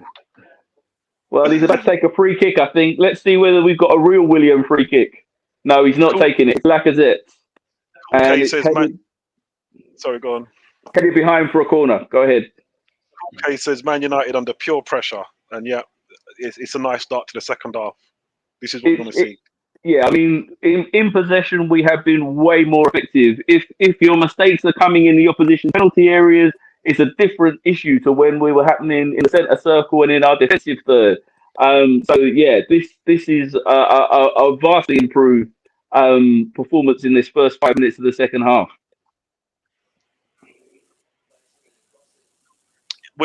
Vincey says Willian doesn't show himself up as a runner, so he slows down our play and attack. I agree with that as well, but I mean, like I said, for the numbers, I think he's taken up 2 good attack positions, so that's positive. Hopefully, he'll get in a couple more attack positions and get a good goal from it, a pass or put it in himself. I mean, you got to get in the positions to score. You got to be in it to win it. So fair play to him to get in those positions to start with. And the press is going really well for Arsenal at the moment. The ball keeps coming back to us because United are under pressure. The press has been very, very impressive in this first 7 minutes. But I have to say, having watched Arsenal a lot this year, quite often the time that we're at our most vulnerable is after we've had a bit of possession. We start to pin the opposition back, and then we go overcommit. But I'm hoping this won't be one of those occasions. Okay, I'm going to mute my speakers now because this is shaping up to be a nice little half here, and I'm going to watch it second to second. I'll jump in a second, guys. So have your fun. Of second half possession after 8 minutes, Arsenal have had 83% to 17. United. This is the first time United have actually got the ball down this last 30 seconds and actually been able to retain it. But they're only doing that by staying right back, and we are pressed right up to them. So much so that Xhaka is pressing on Luke Shaw.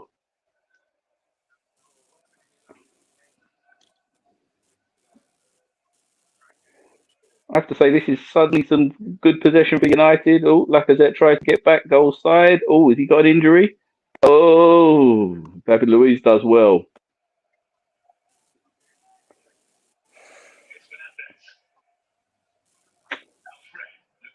Fred manages to dispossess Willian, who's pushing.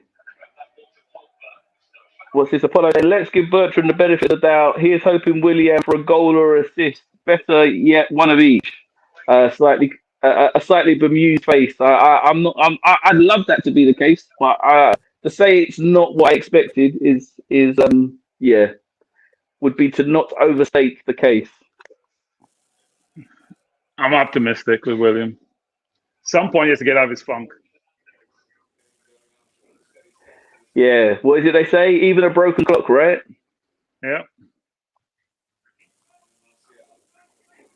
I'd like him to be right twice today. That would be good. If he could be right twice in the next 40 odd minutes, 35 minutes, that would be superb. Come on, Partey, run across. Give him wide. Come on, Partey. So Man U's strategy has been to close down Partey when he gets the ball. They've been watching tapes. Come on, William. That's 2 in a row.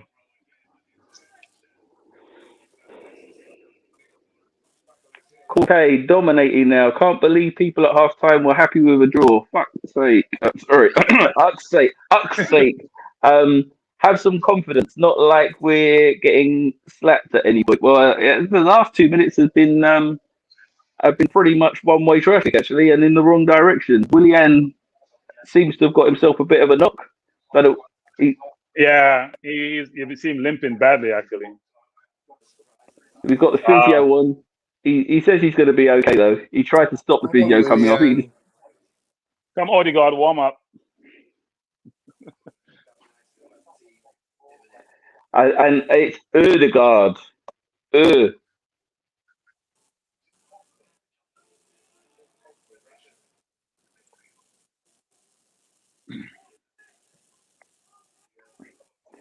So William still sat down at the moment.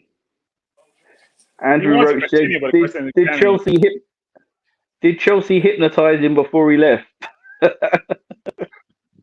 I think he's a spy. I think he's a spy, actually. The way he's playing. Odegaard is warming up quite enthusiastically.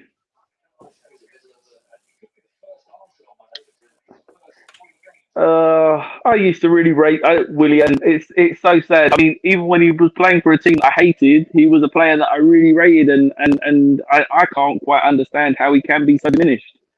I would agree with you, Mark, because normally when you get old and you lose it, you don't lose the skill, you lose the pace and the energy, right? You don't lose the touch. It's almost innate, frankly, after a while. So. Yeah, the ability to hit a dead ball shouldn't have gone. If this is a man that can score with direct free kicks, why does he look like a man who couldn't hit the back end of a bus at the moment? Yeah, I don't know what's happening. Don't know. It's a mystery. I think he's probably playing careful, too. When you lose confidence, you don't want to take any risk and make any mistakes. So you're trying to be safe, and safe doesn't work if you're that type of player he is. Several players have tried to take the ball off of Maguire. Eventually, pulled back for a free kick. Andrew says, "Imagine Willian being subbed. He's Who is it we got famous for subbing the sub? Was it Boué that got subbed? Came on as a sub and then got subbed off. Yeah. Oh no, well, his performance thus far would justify that. He's been running in both directions and has some very important touches. Oh dear, that was very close. Cavani should have scored. Cavani blazes wide when really it would have been easier to put the ball away. Bertram should be there about now.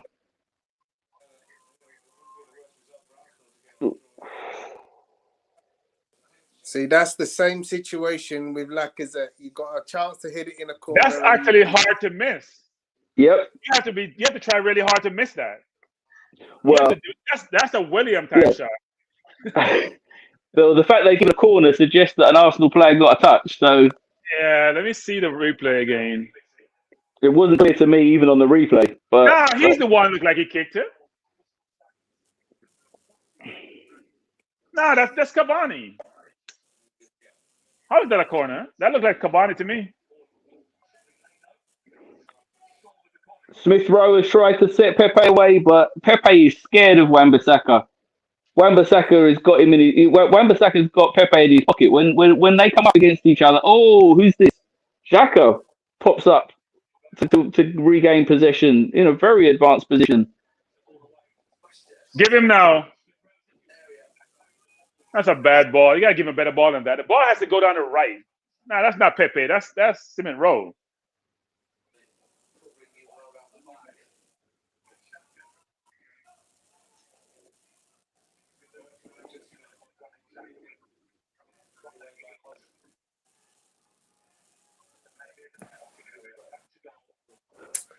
Some best play from Arsenal. The pendulum of the game has changed again, so United are back on the attack. It's already changed again. The last minute has now been Arsenal. So yeah, you've got a bit of improvement to come. But yes, there was the 4 minutes prior to that were all United. Oh, but nice. Get in there, Xhaka. Well done. It's been almost. That was Xhaka getting back to win possession. That was impressive. But yeah, it's been constant Arsenal possession for the last minute without massive threat.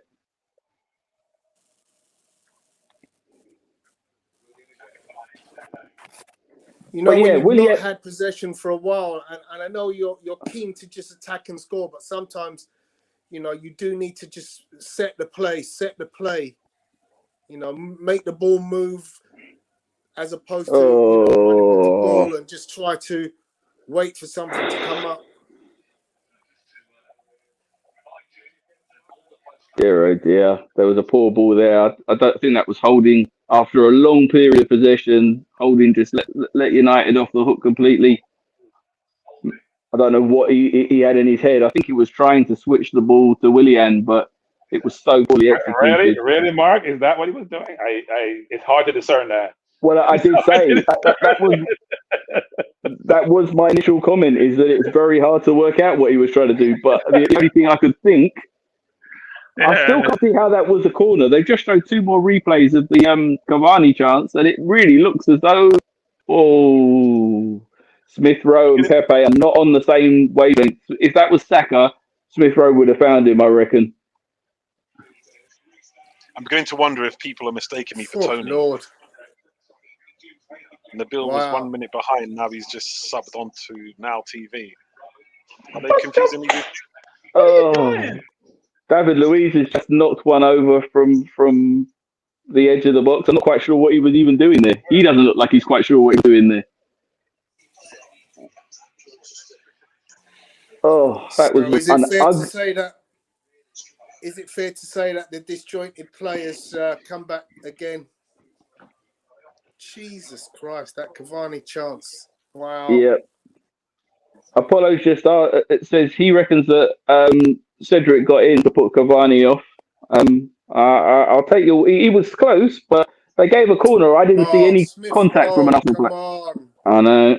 Oh, you think that was bad? Wait for the shot from David Luiz.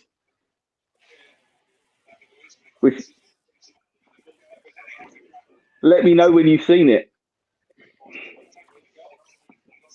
Oh yeah, just saw it.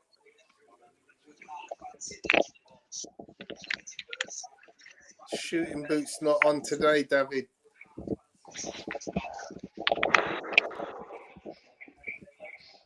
It's awful.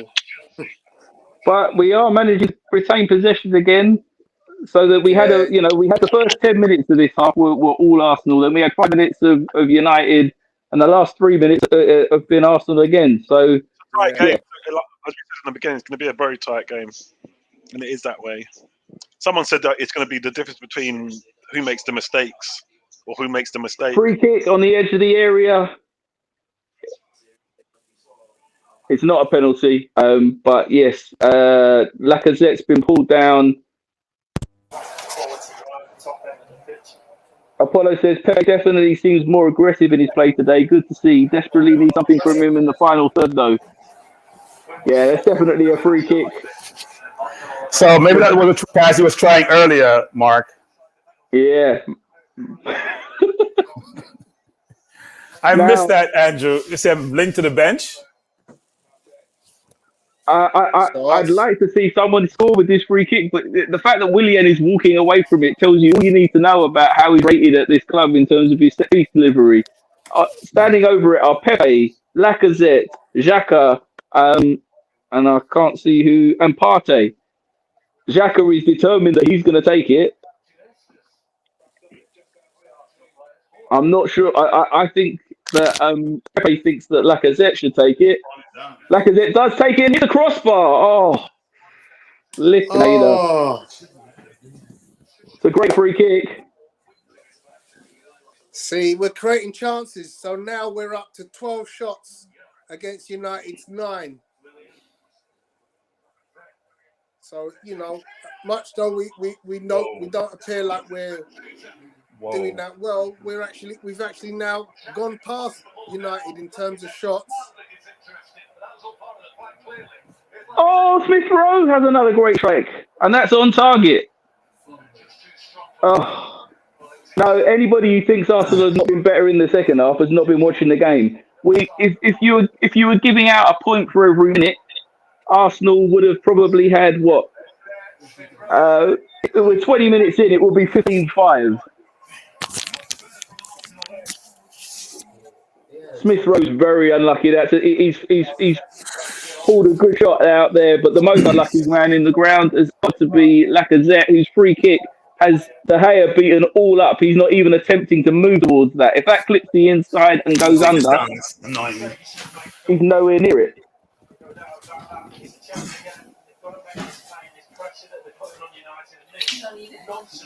Because it's not showing right.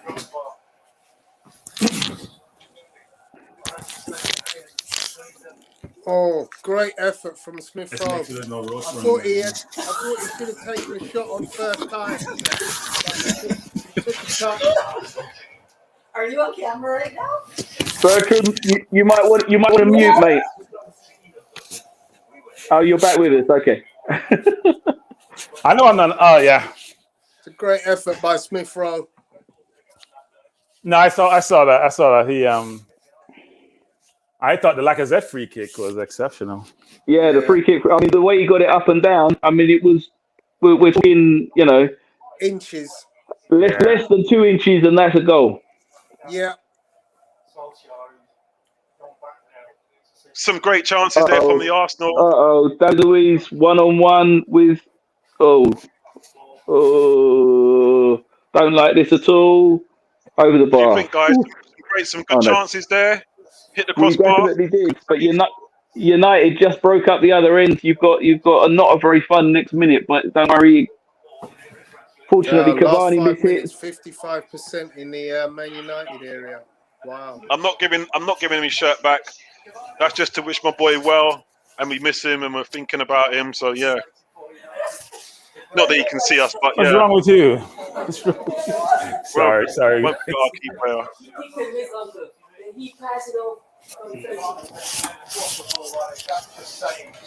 Great strike by ESR. Great, even better strike by Lacazette. Hit the crossbar. So really pleased.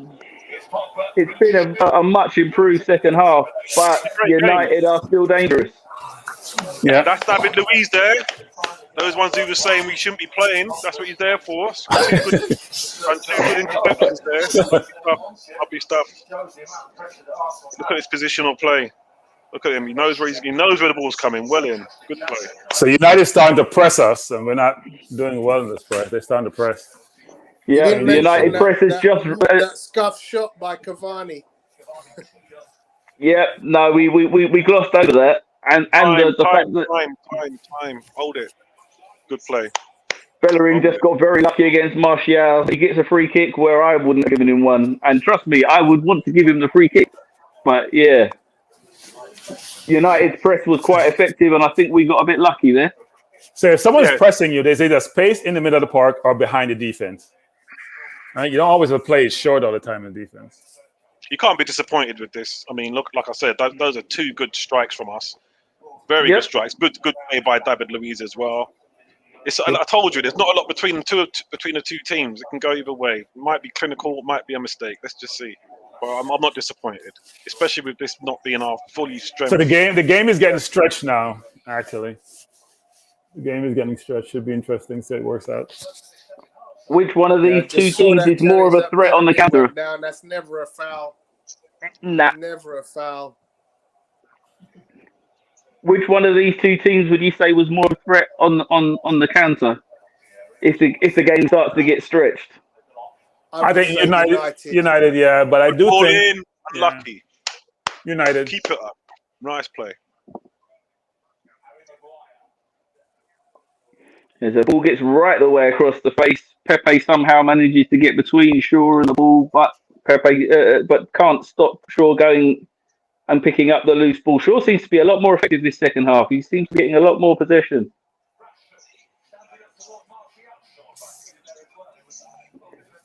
That pendulum swung back again. And the main reason I said that is because every time somebody said the pendulum swung back one way, it swings back the other. But yeah, at the moment, it's then the with pendulum United. swung back again.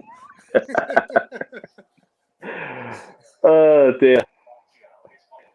Well, literally, they are back in their own half, defending deep, and we're pressing out again. Yeah, I agree with you, Apollo. I agree with you. You know, we're doing okay. We're just missing key players, and I think we're doing well in that regard. A lot of slating going on for Bellerin, but you just got to bear in mind that Tierney is not playing. You know, Saka's not playing. Abba's not playing, so you know I think we're doing pretty well. That makes such a those huge difference. are like arguably our three top players when they're on top. That's why I said it would be nothing short of impressive if we get a draw against a team that are second in the league, missing 3-star players. But Bertrand reckons, because they've lost a game to Sheffield United, that we should be favourites. So my analysis of our team is not based on who is here, who's not here. We have a good squad. Pepe is a $70 million player. William has been a player. No, let me give you my analysis. That's how I got or not. Wait, listen to me. Hold on, when we get to the punchline, and I'll try not to. Yes, exactly. Smith Rowe has been playing really, really well. Laka has been playing well. Pepe scored last week. William is a Chelsea almost legend. No. Think about the players we have. It's not like we don't have players. Soares played wonderfully last week when he played Southampton. We have missing players, but we have players. Yeah, but that's, listen, let's be honest.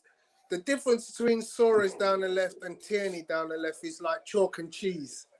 No, Soares was man of the match last week, wasn't he? A wonder man of the match last week. He had a good game. He had a good game. He wasn't man of the match. Saka was the man of the match. He scored one, he made one.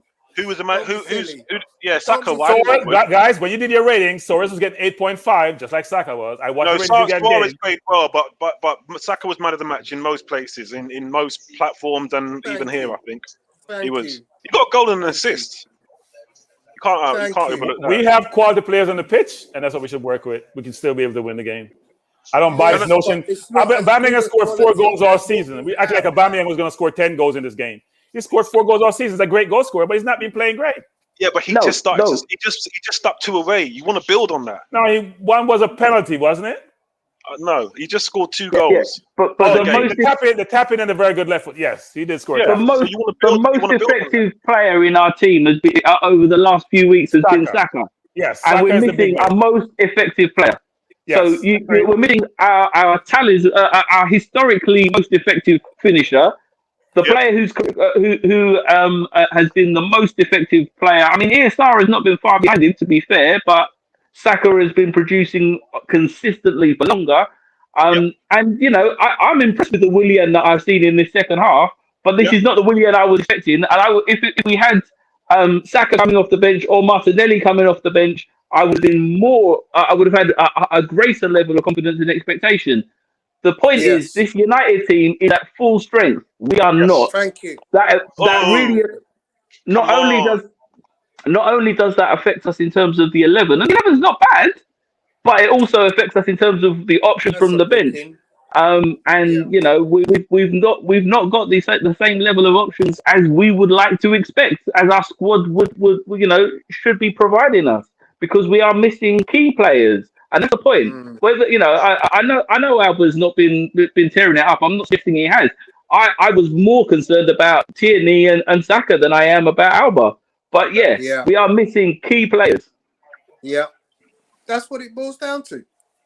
Two massive key figures in our team right now. I say 3.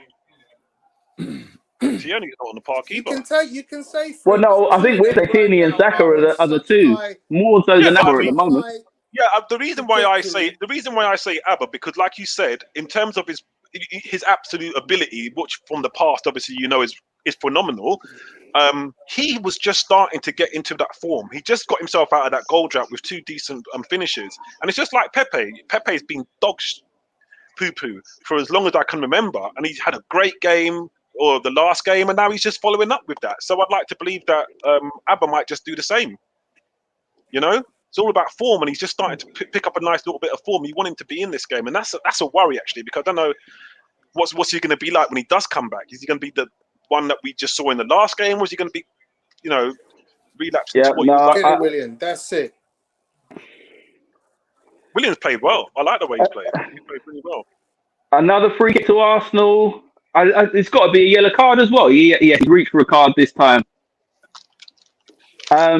There have been 13 attempts to 11 in this game so far in Arsenal's favour, but there's only been 6 on target in the entire match, and that's 3 each. Oh, if that is a foul, how is it not denial? How is it? Is that a red card? If he gets past the man there, it's a goal scoring opportunity. Yeah, I don't know how he gives a yellow there. Actually, I don't think that's a good call. That's 1-on-1 with a keeper if he gets through. So and he turned them both. There's no way Shaw can cover him. If you're going to say Shaw is the cover, so it has to be a red card. Okay, emotionally, we are going to allow Oba some time. Makes sense. Williams playing well. No. Well. The problem with Oba is he's not emotional now. It's his mum's recovered. He's back in the country, but he's not. He's got to isolate. It's quarantine. Yeah. Okay. I'm just going to read some of these comments out. So looking forward to Tierney on the left and Cedric on the right. Certainly am. William is running all over like a Kenyan marathon runner. Yeah, looks so. William is playing well today. I'm not going to knock William.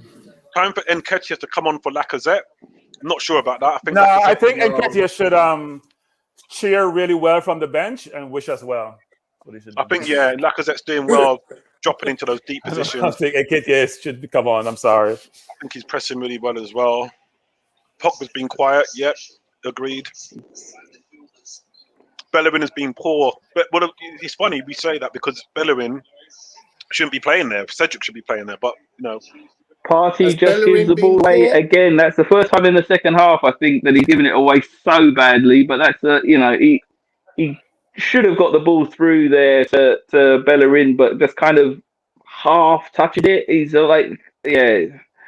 I'm still not 100% convinced that Partey is on it, and I don't really know why. So Andrew Roach says, Nabil, give Olba his shirt back. No, I absolutely will not. Pepe's second game in a row where he's playing really good from Odegaard. Definitely true.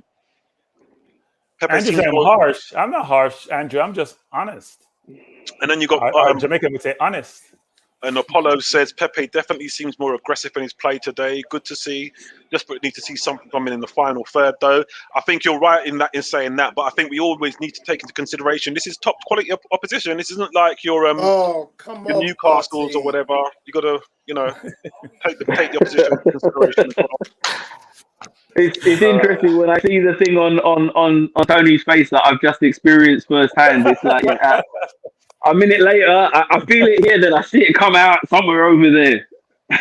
And Andrew's just asked, just imagine Arsenal playing Man United 2 months ago.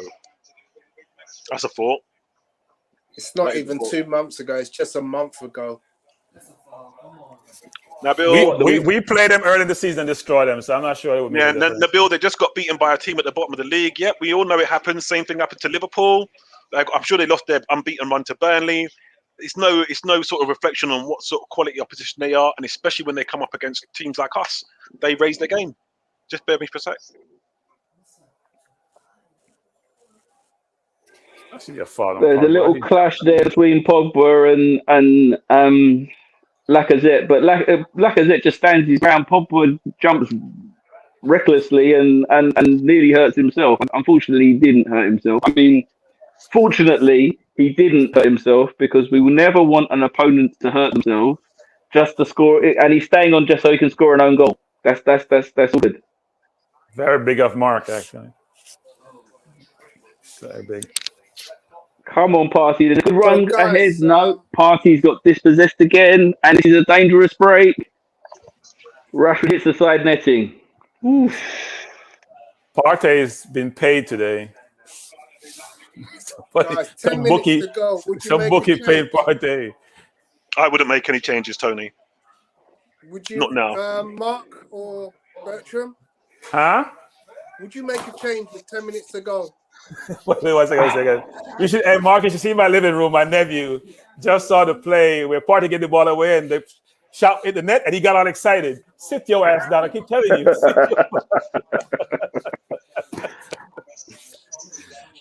Would I make any changes? No. Yeah, Odegaard, actually. I would try him for 10 minutes. I give Odegaard 10 minutes to see what he can do. Yeah. But they just get a change. They have Greenwood on for some. Who came off? Was it Cavani? Greenwood on for someone. No. For Rashford. Is he? Yeah, Greenwood on for Rashford. Greg says Partey is so poor, and I think you just need to rephrase that and say Partey's had a bad game, but he's certainly not poor. And I think Man United have done their job on him. I think they've done their homework. I think they know that he's a key player, and kind of ambushed him.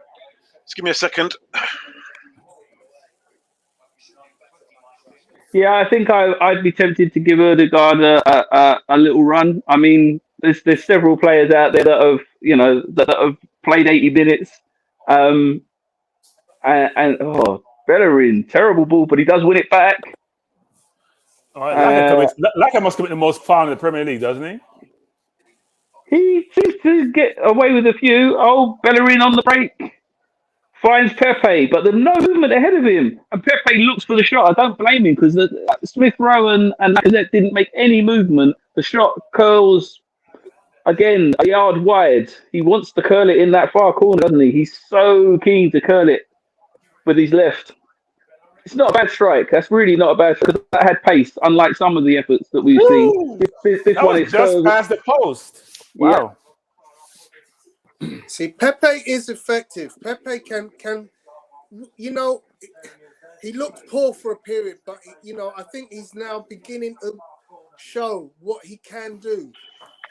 You see that ball, Mark? Laka was calling for it, I don't know. He was calling for it. I didn't think the movement was very good from ESR come on, have a pop. Or from Lacazette.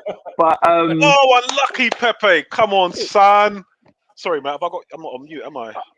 I see Greg saying that Willian hasn't done an awful lot. He doesn't use quite those words since the first 5 minutes he came on. But Odegaard is stripped. Odegaard is stripped. 9 minutes. Who do you reckon? I reckon it's Smith Rowe. Do you think so? Or do you think he plays with Smith? Yeah, Smith Rowe's going off. Smith Rowe is gone off.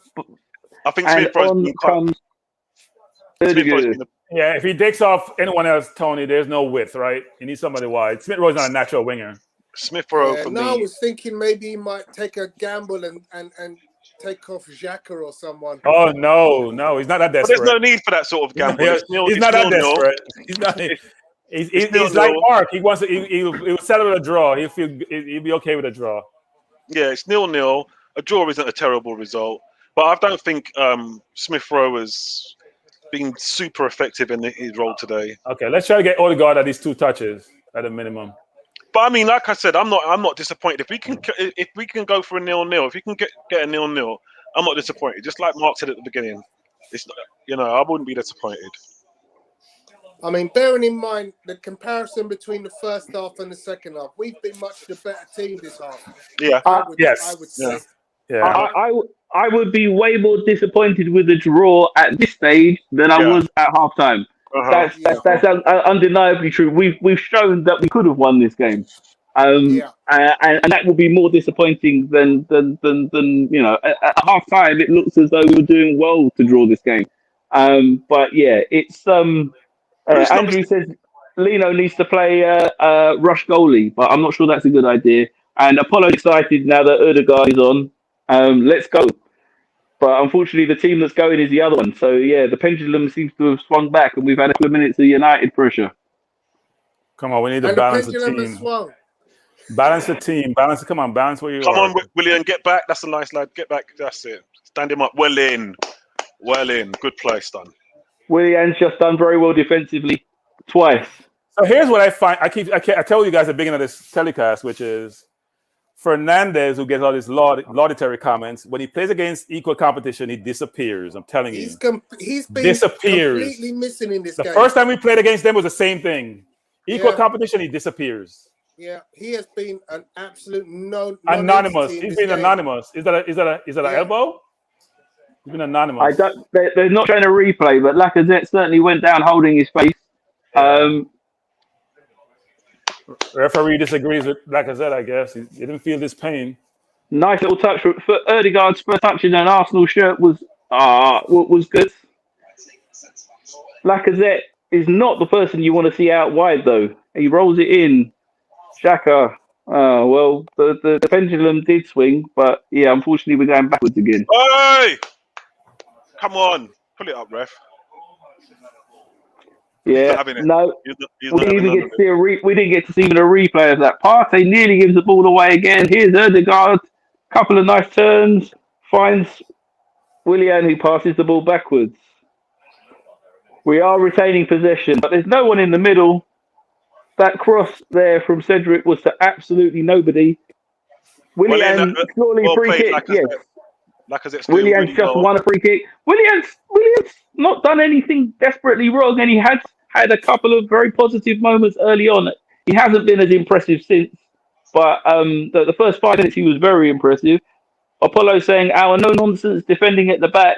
That's on Mikel. Love it. Come on, William, take this free kick. Second best defense in the league, baby. Come on, William, give us one of your Chelsea free kicks.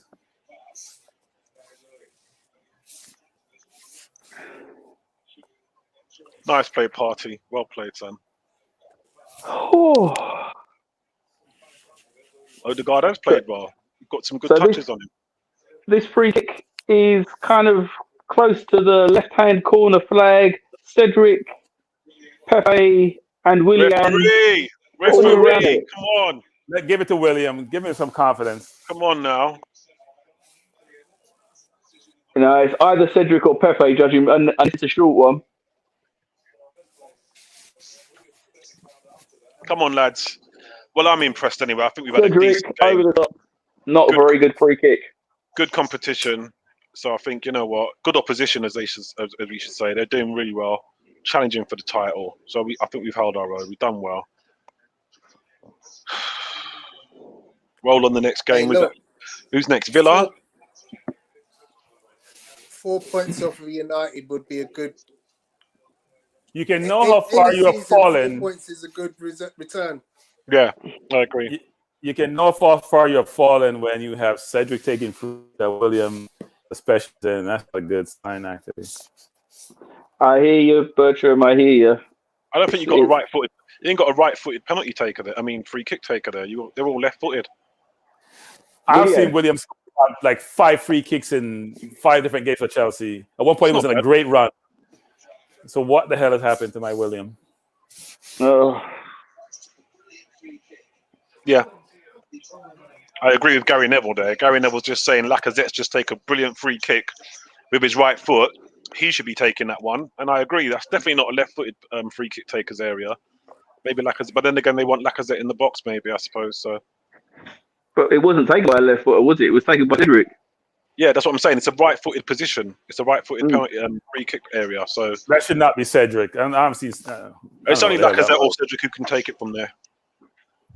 Or Willian, but then Willian, he's missed way too many. I wouldn't put him on. Oh my Gideon! They've just fired one. Cavani's just fired one wide from the 6-yard line. I don't know if it's a corner. Again. I don't know if it's a corner, but great ball from Wan-Bissaka. Oh no, it should be a goal kick. It's Cavani. It's a superb ball from.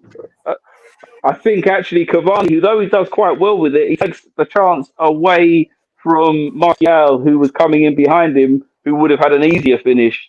But yeah, you don't expect the Uruguayan to give up on a chance like that. And the 88th minute, 89th minute, I suppose, we're just about to go into the final minute. Really, Martial would have been desperately hoping he could have called for that. But I don't think the Uruguayan would have given it up anyway. Yeah, Greg says the lads are knackered. And I'd second that. You just saw some great tracking back by Lacazette. You know, what are we in? Coming into the 90th minute. Really tracking back. The lads have done well. They've been very, very organised. They've all worked well, I think, especially off the ball defensively. That's that Arteta touch that we've got, and I like it. I like it a lot.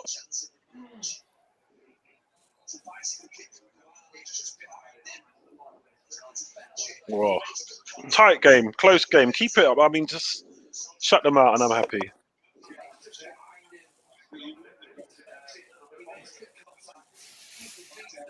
There's a lot of good pointers from this game. I think Pepe's performance is one of them. I think there's a lot of good performances rather than bad. Yeah, I agree. So why is Maguire getting a yellow card, just like how Cedric got one in the first half? His elbow came in after the play. Lacazette's down and not moving after a back is provided for him while he's in the air by Maguire, so that he has to go over. Sky has made David Luiz the man of the match. Oh, is he passed out? It looks like he's out. He didn't move initially. At the moment, we're focusing on. No, he's awake. He's kicking the floor. He's in pain though, and he's not moving. I wouldn't say Luiz is the man of the match, but he's definitely played well. He's been quality. Did he undercut him? Did Maguire undercut him? Interesting. He made it back for him. Yeah. No attempt to play the ball. Let's just get in the way of the player who could play the ball. It's a free kick all day long, unless you happen to be an England player. Yeah, Maguire's playing a bit filthy, if you ask me. He just whacked Pepe in the head. I thought it was a yellow card, Nabil. That should have been a yellow card, actually. That looks intentional. It wasn't jumping. It was after his jump. He left his arm out and he gave Pepe a smack. He did whack him. Yeah. No, I mean, the ref wouldn't see that. Maybe they didn't want to call VR, but I saw that. You know, he left something on him. You're going to get added time for that as well. Well, if I have possession, I wouldn't like a draw. If I don't have possession next 2 minutes, I'll take the draw. Andrew Roach says, willing to score a last-minute winner. Maybe not. Okay, Andrew, wake up. I think it's more likely that United player scores an own goal than we get a Willian winner. Let's be honest. Cavani has got 2 brilliant chances, actually, this half. I remember Cavani having a game against us where he kept getting into positions, and this was years ago, and he just kept missing. I can't even remember who he was playing for at the time. It wasn't. I think it was PSG. Was he? I can't even remember. But I remember thinking this guy is amazing in his movement, but his finishing was rubbish. Yeah, that's the same guy that I used to see. I used to see Cavani playing for PSG, being great at getting in the right place, but missing more than he got. And that's why I challenged anyone at the start of the season. I've still got it on record. I didn't see him scoring 10 goals this season. What's he on? Starting, but for the, I didn't think he was going to be all that was talked about. He was going to be all that. I think, he's a good player. Let's not knock that. But if you don't get 10 goals and you get all that parade, then he's a good player. I mean, look, you have to get in position to score, right? So I agree with you, Tony. He missed more than his fair share of chances, but he gets more chances than the normal average forward, right? He does. He puts himself in a position to get chances. He just misses a lot of them. His movement is superb. His finishing doesn't match it. If his finishing was as good as his movement, you'd be looking at Van Nistelrooy type figures. His movement is brilliant, but fortunately for us, his finishing hasn't been up to the same standard. Lacazette has got up to his feet. We are 3 minutes into 3 minutes of stoppage time, but we've spent the whole of that 3 minutes watching treatment for Lacazette. Maguire, who did have the cheek to go down like he was hurt, who blatantly wasn't hurt, is ready to come back immediately. And Ketia has come on because Lacazette looks quite shaken up. So Vincey says Maguire is filthy, and I completely agree with that. I think he should have got sent off as well, as Ogaga has said. Probably a second yellow, or maybe even a straight red for that. He's backed into him and caused Lacazette to fall. He knows what he's doing. A bit Alan Shearer, a bit Harry Kane style. Someone has said here, I think it's Greg and Cool K have both said Luiz man of the match. And again, this is why I think he's preferred in a game of this magnitude to Gabriel, because of the leadership qualities and because of the experience. Victor says Cavani should have buried it, and there's a lot being said about Cavani, but I think it's he's coming to the end of his career. And I tell you what, we was in for Cavani quite heavily at one time, and he was quite prolific. He was actually one of the top scorers in Europe at one stage. So he was. I think he's just coming to the end of his career now, isn't he? But so was Shamak. Shamak was one of the top scorers in Europe one season. Don't know about that. Behave. I don't know about that. You could get a yellow card for that remark. Yeah. Yellow card. A big scorer in France is not always a hint of future performances, or at least it doesn't tell you much. Where was Cavani before he went to PSG? Because he had a good reputation before he went to PSG as well.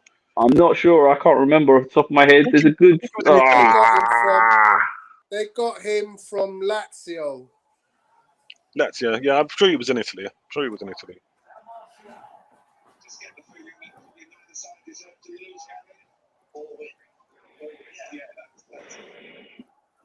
So we really should be. We're now into the 96th minute of the 93. What? But as I said, there was 3 minutes of additional stoppage time. So I reckon there's about a minute before we should get a final before the final whistle if the referee gets it right, which they really do, in my opinion. My bad, it wasn't Lazio, it was the other team, Napoli. Napoli, yeah, that's right. Yeah, he was prolific for Napoli. Now I remember. Absolutely prolific for Napoli. Sorry, he was.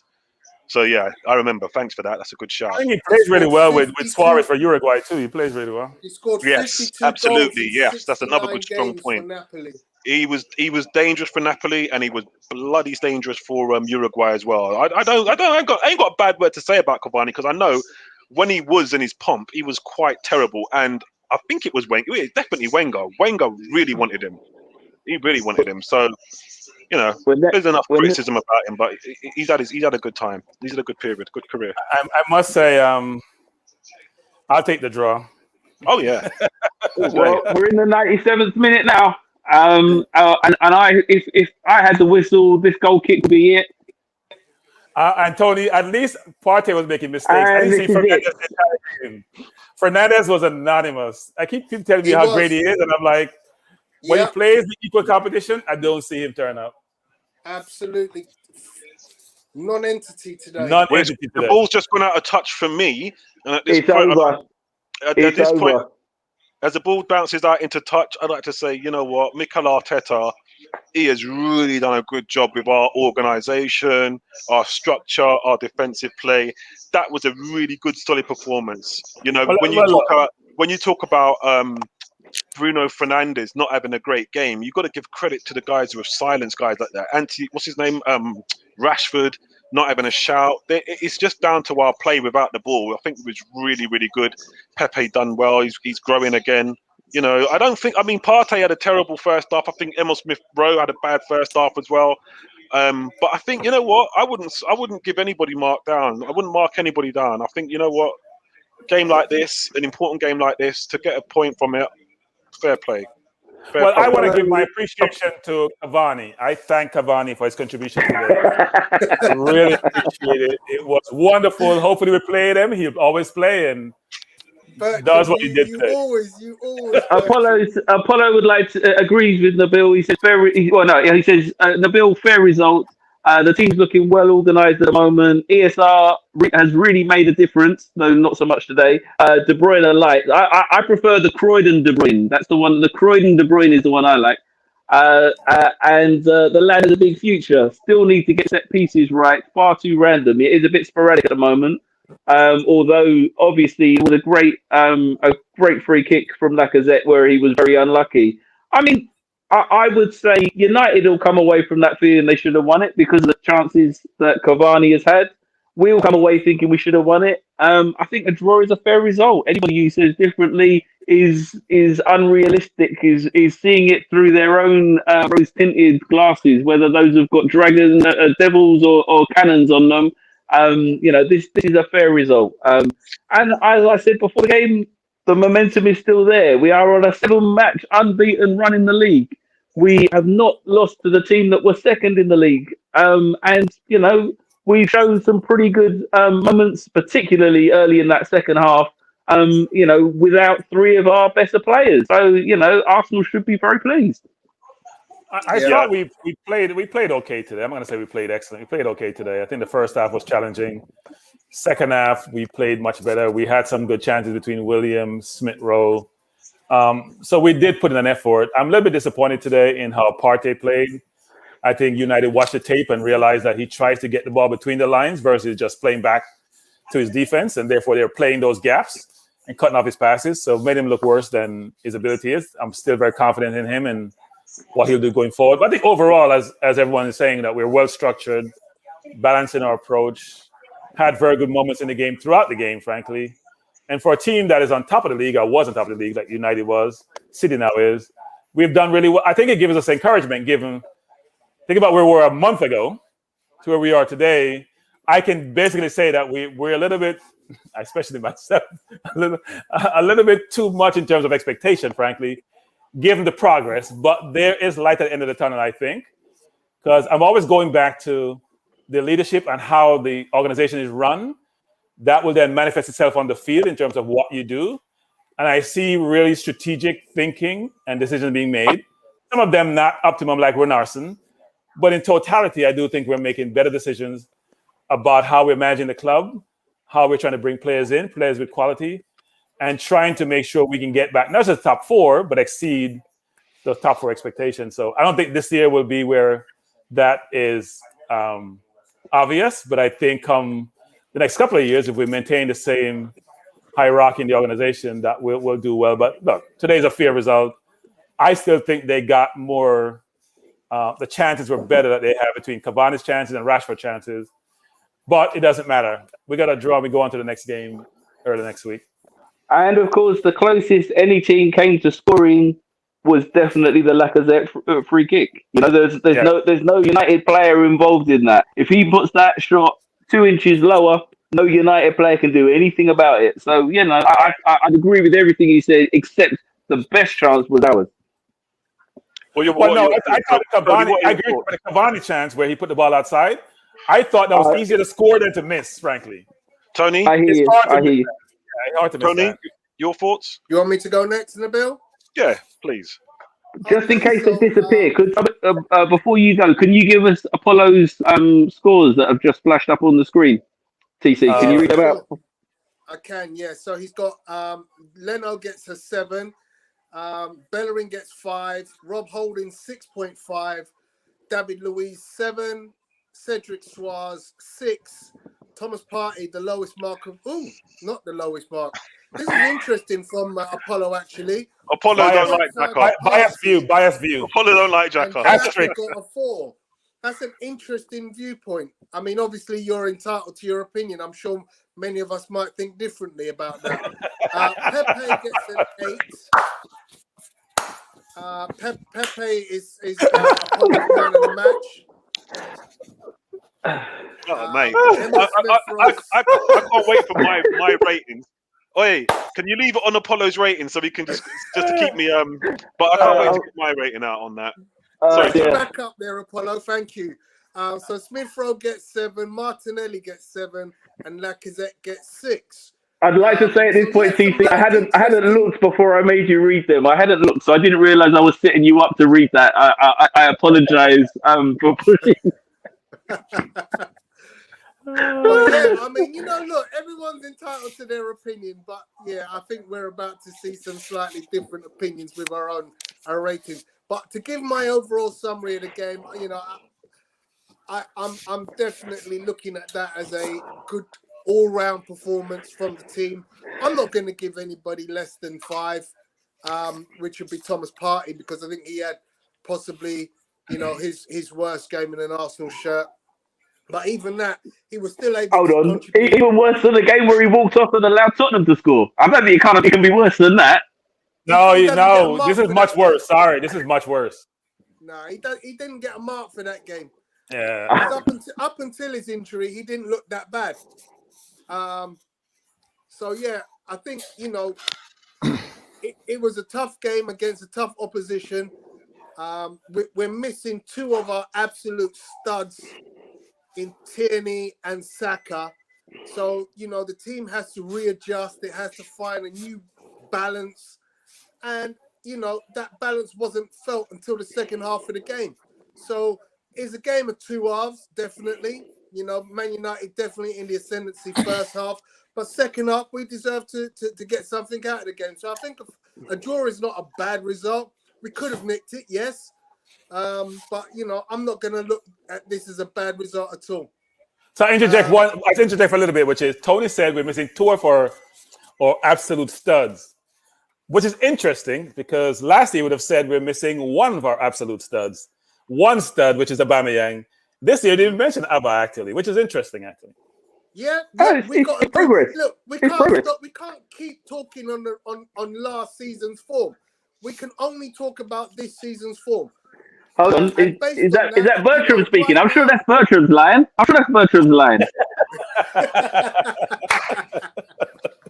No, I just point out that Abba has fallen down the chain. That's my point, actually.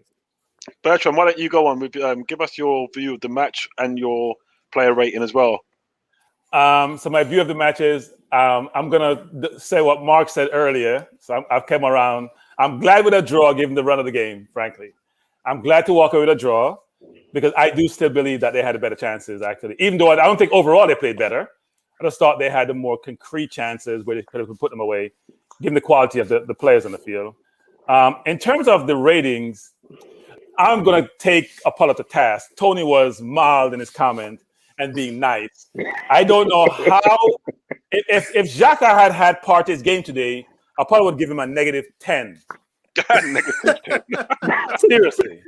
Sorry, Apollo. I mean, Bertram, I'm not going to stop you. Apollo, keep the ratings up, yeah? Because with the changes, I can't remember who's all in the thing. We need to Bertram, sorry, Apollo. I know. Sorry, B. Apollo, leave that there, please. Don't change it. Just leave it there for a minute while we run through it. Thanks, mate. So I'll say this. Leno gets a 7.5. I think the save that he made was brilliant, the left-handed save. The block that he had on Rashford was also very good coming off his line. So I think he had a very good game, actually. Yeah. Bellerin, I gave a 5.5. It was a tough game, right? It's been a game very good forward. He put a foot in. I don't think he made a lot of mistakes that actually said he should get a bad grade, frankly. Mm-hmm. But I don't think he did anything exceptional. Mm-hmm. Holding, I gave a 6.5. If he can marshal Cavani to a certain point, because he did get 2 glorious chances. So I gave Holding a 6. I thought David Luiz got a 7. I think David's experience does come in. When David doesn't make mistake, you can see the totality of the footballer, but sometimes his mistakes overshadow his overall capabilities. So I gave him a 7. Suarez, I gave him a 5.5 also. I didn't think he was better than Bellerin. I think he was okay today. I think he played okay. Nothing exceptional.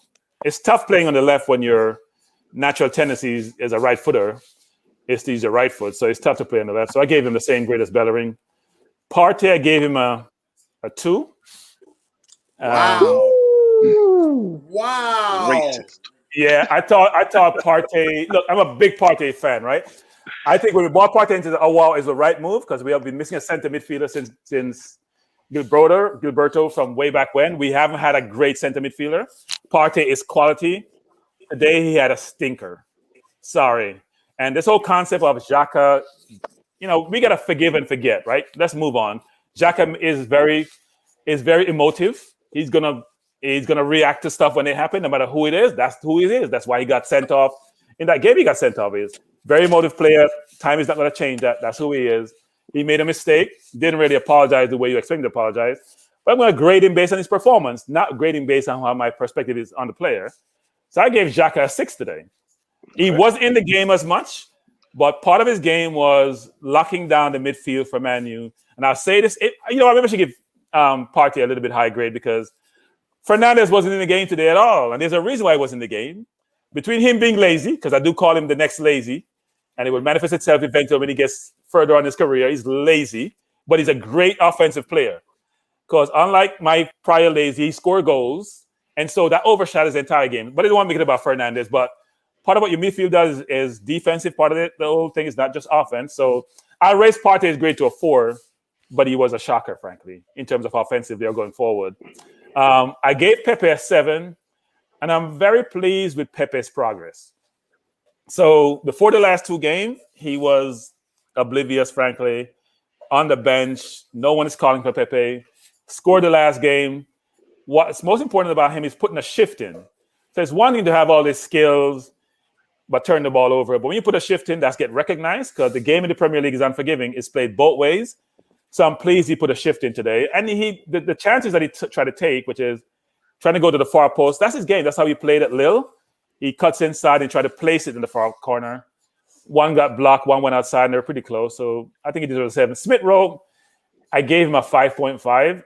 I thought today was a tough day. I thought he had the same, maybe a little bit less turnovers than Partey had.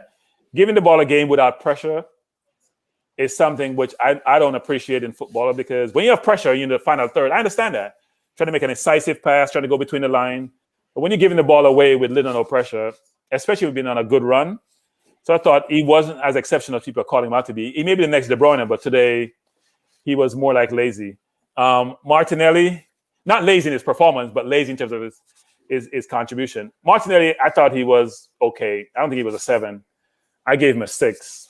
I think he worked hard. Defensively, he was very good. Offensively, he was okay. And I gave Laka 6.5. I gave Laka a 7. I think people underappreciate Laka's work rate and what he contributes in the middle of the park. He burns himself out. That's why he struggles sometimes late in games. He commits the most foul for us. I think he was up to 25 this season. The next number of fouls, not that that's a great thing sometimes, actually, but he's putting a foot in. That's why you commit fouls, because you're trying to do something. He needs to work on his tackling, not his biggest attributes, but I thought he played well today. So I'm going to give Laka a 7, frankly. So and in terms of subs, Willian, I gave Willian a 6. I thought he had a good chance. He should have put away. His overall game was okay. He wasn't giving the ball away. He wasn't just passing the ball back. He was trying to link up between the lines somewhat. I think he deserved a 6 today. Odegaard didn't spend enough time on the field to get a grade. And I thought Arteta gets a 7 today because you played Man U, tough game. They've only lost once away from home in a year, even though, it was the Sheffield. But they played well in spurts today. It wasn't consistent for both teams, actually. One team was dominating at one point, and then the pendulum swung. So I thought overall it was a balanced game. They got the better chance, I still think, but good performance by the team. And the most important thing is that we're still unbeaten in this 7-game run. As the rest of the Premier League, we didn't lose in the FA Cup. But I'm happy with today's overall result, not in totality of the performance. Go on then, Mark. Thanks for that, B. Unusually, me and Bertram are pretty much in agreement about most things. I think after we've had several lots of grades, I think it becomes more interesting looking at where we differ than where we agree. So I think on Leno, I think it was a pretty solid performance. Anywhere between 7 and 8 is reasonable. I think Holding had a very good performance, a very solid, no mistakes. David Luiz, I was worried that there was there's always there is regularly a Rick in David Luiz. There was none today. Although I also didn't think his distribution was up to to David Luiz at his best. But that might be to do with the players that we had on the field. I think both fullbacks had decent games. I don't think we should forget that the chance for Willian came from a great cross from Bellerin. The one that was struck straight at the keeper rather aimlessly, pushed. I think was Bertrand's description. I went for curled, he went for pushed. I think when I've seen replay, pushed is actually quite generous. I think he attempted to curl it and only managed to push it. I think the intention was to curl it. That was a good moment offensively, and there were very few mistakes from the back four defensively. I know we had issues moving forward, particularly in the first half, and there was a couple of losses, a couple of changeovers of possession in the second half where Bellerin was involved in at least one of those. But I think solid sixes for both of them. I have no problem. Xhaka. Now, Apollo has made it very clear what his opinion of Xhaka is, and I don't think his rating had anything to do with the performance we saw today. I think to give Xhaka less than a 6 is sour grapes, and Apollo judge the man on the field on his performance today. That's what these grades are. Otherwise, we get into a very difficult situation where we're not really judging what we're seeing. However, Partey offensively was really poor. Highway 34. Okay, thanks, Apollo. Partey offensively was really poor. But if I was to describe Partey, he is a defensive midfielder. This team just kept a clean sheet against a team that has been free scoring, with the exception of that Sheffield United game in recent weeks, who have a number of, as we've described, exceptionally talented forward players, particularly Rashford. And if we're talking about getting into great positions, then Cavani. But yeah, Cavani not so much if we're talking about putting the ball in the net. But that's our good fortune. So I mean, for a defensive midfielder, his forward distribution shouldn't be key to his play. But the reason why he is in the bracket of midfielders that he is because he's supposed to be able to do the defensive side and offer something in attack. So for Partey, that was a really poor performance. And I give him a 5 on the basis that I saw a couple of very important interceptions. And this team didn't score. We didn't get dominated in midfield by a team that is capable of dominating teams in midfield. And some of the best work from Partey isn't about Partey being on the ball. It isn't about Partey touching the ball. It's about us having structure and a solid shape. And I think we saw that today. So that's the reason why Partey, for me, gets a 5. Pepe, I think, is undoubtedly the most effective attacking player today. And I think a 7.5 would be a solid performance. Giving players an 8 when your team scores no goals. And I don't think he had a shot on target. Oh no, he had one shot that was on target but got blocked. But he didn't actually force a save from the goalkeeper. And he's an attacking player. Didn't create an assist. I think an 8 is exaggerated. 7.5 is quite reasonable. Smith Rowe, it's not his best game in an Arsenal shirt. We know this. I think there was still some good movement. He carried the ball well, particularly very early on in the first half, and then some moments in the second half where we were really impressive. If he'd buried that shot, he might have got a 7 or a 7.5. He didn't. And the number of times he gave the ball away wasn't reasonable for a player of his ability. So the Croydon De Bruyne is only going to get a 6.5 from me.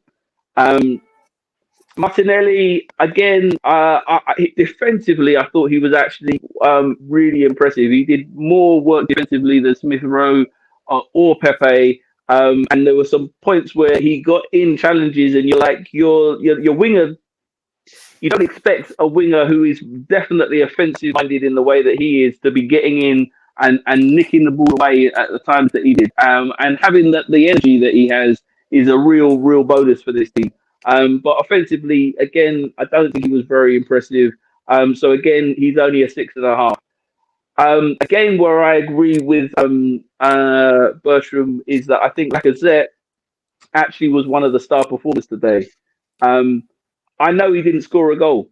He didn't miss any particularly great opportunities either, but his hold-up play was amongst the best that we've seen. The number of times when he managed to get a free kick or a foul when previously we were just losing possession and there were just turnovers, that was crucial, particularly when our passing has been so poor, for us having a strong foothold in this game. And his ability to link and to hold the ball up today was amongst the better performances we've seen of that nature.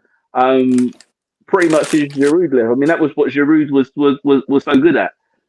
So I would give him a higher rating than either Martinelli or Smith Rowe. So for me, he's a 7. Even though he doesn't score, everything that he did do, I thought was solid. Willian was an 8.5 for 5 minutes, and he went back down to a 6 for the rest. So that's a 6.5. He was very useful in that first 5 minutes. It looked like something different. And I would also agree that I was expecting a lot of those run 2 yards one direction, turn, run 2 yards the other direction, and give the ball back. I saw about 3 backward passes in that second half, which for Willian is a real improvement. And you know what? It's okay to pass the ball back 3 times as long as you pass the ball forward sometimes, which he wasn't doing for weeks and months. We haven't been seeing anything in the right direction, which makes those backward passes so frustrating. So I'm not going to give the young boy was only on for 3 minutes of stoppage time, and I don't even know if he touched the ball. But I would say Arteta, given what was in front of him or what was available to him, I'd give him a 7.5 because I think a draw from that game, as I said at the start, was a good result. And in fact, he made it look as though really we should have won. And quite often we get a draw, and we know we didn't deserve it, but we deserved the draw in this game at least. And if we'd have stolen it, if Lacazette's free kick goes in, United would have been a bit disappointed, but they couldn't have felt like they were utterly robbed because we'd had numerous good chances. Apollo saying 6 clean sheets in our last 7 games. Martinez, sorry. How many goals did Martinez concede in the week? How many goals did Martinez concede in the week? Was it 3? Was it 3 this week? Just saying.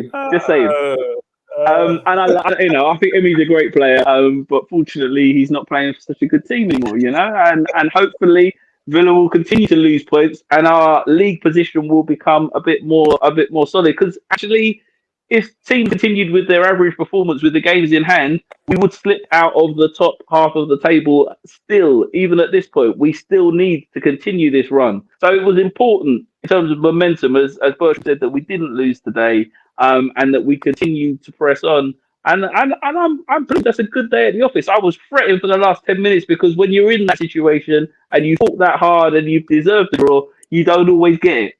And so yeah, I was worried. I'll be honest. Not because we were particularly playing badly at that point, but just because we've all seen it before too many times. So I'm happy. I'm satisfied. Yeah, I think we should all be relatively happy with that. Who's not done ratings yet? So thanks for that, Mark. Yeah, Tony it's Tony's turn. Tony is doing your ratings. My question is the team better without ABBA or with ABBA? No, sorry, I have guys. to do my ratings. Didn't you do your ratings first? No. No, we've only got 3. Summary, but I didn't give individual player ratings. Okay. I'll do mine very quickly. Leno, I'm going to give him an 8 because I didn't think he did anything wrong. He saved us when he needed to do. Distribution-wise was not bad. So, he had a good game. Bellerin, I'm going to give a 5. I think he did what he had to do, but he didn't really excel in any great way. Holding, I've just seen Holding's match stats. They look phenomenal. if you get a chance to see his match stats, you'll just be like, wow. 64 touches, 51 passes, 10 clearances, 8 long balls. And I know everything didn't go right, but I think he had a good game. So I'm going to give him an 8. Louise, I'm also going to, look, between Louise and Holding, they kept a clean sheet. So that has to be praised. Yes, they did give away a couple of opportunities where we could have been punished, but generally they did very well against a very good, strong attack. So Holding gets 8. David Luiz, I'm just going to mark down slightly, 7.5. He actually had a number of chances, which I just wish he could have got one on target. I think he's second most shots in the game for Arsenal. Bearing in mind, he's a defender, but none of them to go on target was quite poor. Cedric, I'm going to give him a 5. Again, much like Bellerin, I didn't think they had much two different games. They were very similar, very good defensively, but didn't really do too much at the other end of the park. Partey gets a 5. Look, defensively, he did what he had to do, but offensively, he was awful. His passing was atrocious. Xhaka gets a 6 because Xhaka was the better half of the defensive midfield. 2. Pepe gets an 8. Our most dangerous player on the pitch, our most shots on target, our most chances created. So he gets an 8. Smith Rowe gets a 5. He had a poor game. His passing was not up to par. Martinelli, I'd also give him a 5 because I think he's still struggling to find his form. But I'm glad he got his minutes. 45 minutes for Martinelli. It's minutes under his belt. It's reps, as they say. That will come back and be worth its while at some point in time this season. And then Lacazette, I was so impressed with Lacazette. I thought he had an excellent game. Hold up play, just getting involved, backtracking. Obviously, he, so close, a couple of inches away from scoring. So I'm going to give him an 8. My man of the match is Pepe. Perfect. Okay, so I think in terms of my overall opinion on assessment on the game, I think probably the best word I've heard today from the comments was that word momentum. And I was always a bit concerned that, one defeat in the league would send us spiraling back to where we was before we went on this run. So momentum was seriously important for us. Getting tested against top side is challenging for the title. And I think that's where I, give my marks out of 10 to Arteta for about 7.5 to 8, because I think what was more important for us is not losing, and he's kept a clean sheet. He's got the boys to keep a clean sheet as well. Again, against a side that's doing really well. Bruno Fernandes is arguably one of the best players in the Premier League. Gets penalties, goes over easy, gets penalties. So there was a lot, that we had to think about today. And that point has taken us into 8th place. So I think it really sort of shed some light on it. I mean, when we've seen chances, you want to stick them away, you want to win the game, but more importantly, you don't want to lose, you don't want to change your momentum, you don't want to concede, and we've done that. And I think again, we've done that without Aubameyang, who's our captain, talisman, and best player. Saka, who's arguably, well, for me, he is the best young player in the Premier League right now, arguably one of the best in Europe, not on the pitch. Tierney, again, easily one of our best players. So we're a weakened side playing against a team that's top 1 or 2 or 3 in the league. So I think, overall performance from the boys has been great. I think it was been great. I think there was a bit of nerves in there. I think it might be about being disjointed as well. When you lose players like that, you become a bit disjointed, and I think that showed as well in our play. But it was a game of 2 halves. The first half wasn't great. The second half was very competitive, and it opened up a bit, and I think we played really well. So thinking about the ratings again, there won't be any more talk about Martinez anymore. You've seen what Leno brings to the table. Again, it's probably going to be overlooked the way he stepped out and smothered that Rashford chance, but that's really instinctive from the goalkeeper, and it made a chance like no chance, and I think that's what Lino does bring to the table. He's a great goalkeeper. He's great inside sticks, although he doesn't command the area well. He's a great shot stopper, and some of the things that he does, I think, for me, I would have sold Martinez twice. We need the money, and then Leno's more than capable to deputise or to carry it out for him to be the number one. So yeah, seven's fair enough. Bellerin, I mean, that's not his position anymore. That's Cedric's position. Cedric plays better in that position. Bellerin probably come in feeling a bit backing and confident. I don't know if 5 is a bit unfair, but I think 6, he didn't really. I didn't see him put too many feet wrong. I thought he was fine in his position, but he didn't offer much, to be fair. But 6 is fair. Holding, I was listening to the ratings, and then when you read out the stats, that was more like what I was thinking. I think Holding deserved a 7 as well. David Luiz, I thought was immense, and I thought that's why he got picked over Gabriel. Leadership qualities, experience, it all shone through today. Snuffed out a couple of good chances that would have put us to bed, to be fair. So he gets an 8 from me. Cedric Suarez, he wasn't poor. Again, like I said, I mean, during the game, I said it, sometimes you look at players like Cedric Suarez and they're playing really well. You look at other players in our team and they're playing really well. But then you don't take into consideration the opposition, and it's a bit easier for you. You're playing against top opposition now, and you can get found out. I don't think they got found out, but I think it was tougher for them, especially playing out of position. Cedric playing out of position was a bit tougher for him. So I'm going to give him a 6. Partey, again, he had a better second half. I think his distribution was lacking. I think his positional play is always going to be good. He's instinctively good. He's always in the right positions. I thought he played well, but I just thought his distribution was lacking, and I'm going to put that down to Man United doing their homework. Fred, Pogba, you've got some quality opposition around you. That being said,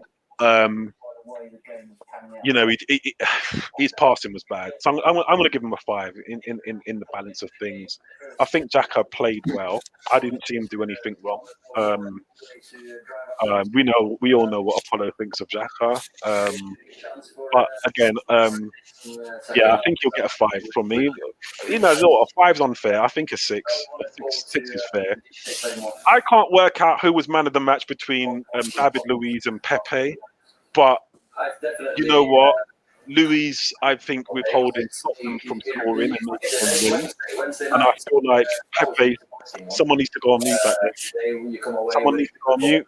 One of you guys need to go on mute. Cheers. So, yeah, you've got David Luiz, who's arguably going to stop them from scoring, and he done that today. But our closest chances of scoring came from Pepe. So between the two of them, I don't know who's going to get man of the match. But and yeah, I think Mark said he didn't get an assist, he didn't get a goal, so it's hard for me to give him an 8.5. But I'm going to give him an 8 as well. Yeah, he came close, and it's good. It's good to see, and I hope he doesn't get dropped for the next game, because from a development perspective, you want to bring your players on, and if he's showing this type of form and this type of confidence, you only want to build on that. So I'd like to start in the next game as well. Now, on to Emil Smith Rowe, because like I've always said, when you're bringing through players, you've got to be careful about bringing through players. And I thought, with Arsenal, we do really need a deep lying playmaker. And Emil Smith Rowe is not that. And I keep screaming out for Aouar and players like him, players who can really knit the play together from our own half going forward. Take the ball from our own half and turn it into attack with cute passing, with nice 1-2s, with good assured touches. And, Emil Smith Rowe is more dangerous in the final third. He's more dangerous in their opposition. And in our half, he could have cost us the game maybe 3 times on the bounce. So, from a development perspective, you've got to be careful of that. And that's why I keep saying to guys in the group, we are looking for a centre attack midfield player. We are looking for a number 10. We are looking for someone who's more experienced than Emil Smith Rowe without harming his development. In games like this is where you see what I'm talking about, where you're up against some really solid opposition. And if you get found out, your head can dip, your game can dip, your form can dip, and it could impact your development. And with that being said, Emil Smith Rowe, for me, I'm going to give him a 5. 5 out of 10. Lucky to not get 4.5 out of 10, to be fair. Yeah. Martinelli, hard to rate for me because, again, his tracking back was awesome. Probably the best I've seen from anybody on a wing basis. Better than Pepe, better than Willian, better than Abba. So Martinelli done well tracking back, but in the opposition half, I think that's why he got subbed. Don't think he was very effective. So I'm going to give him a 6.5. Lacazette, again, I don't think there needs to be much said. Tony's really emphasized it and put it into perspective. You know, his game was brilliant today, and it wasn't about shooting on target. It wasn't about creating chances. It was about hold-up play. It was about getting in and around the centre-backs and giving them something to think about. It was tracking back and getting those niggly tackles in, and he was doing that. It was about pressing, and he was doing all of that as well. Someone said in the comments that he was knackered, and you could see he was knackered, and he put in a shift. And I'm going to give him 7.5 out of 10 for that. Willian is normally awful, hence why he's on the bench. He missed a sitter for me. For me, that's a sitter. You know, I think it was Cedric who put the ball in, or it might have been Pepe. It was a good ball across. You've got time. Was Bellerin. Was it Bellerin? Thank you. Thank you. It was Bellerin. It was a decent ball in.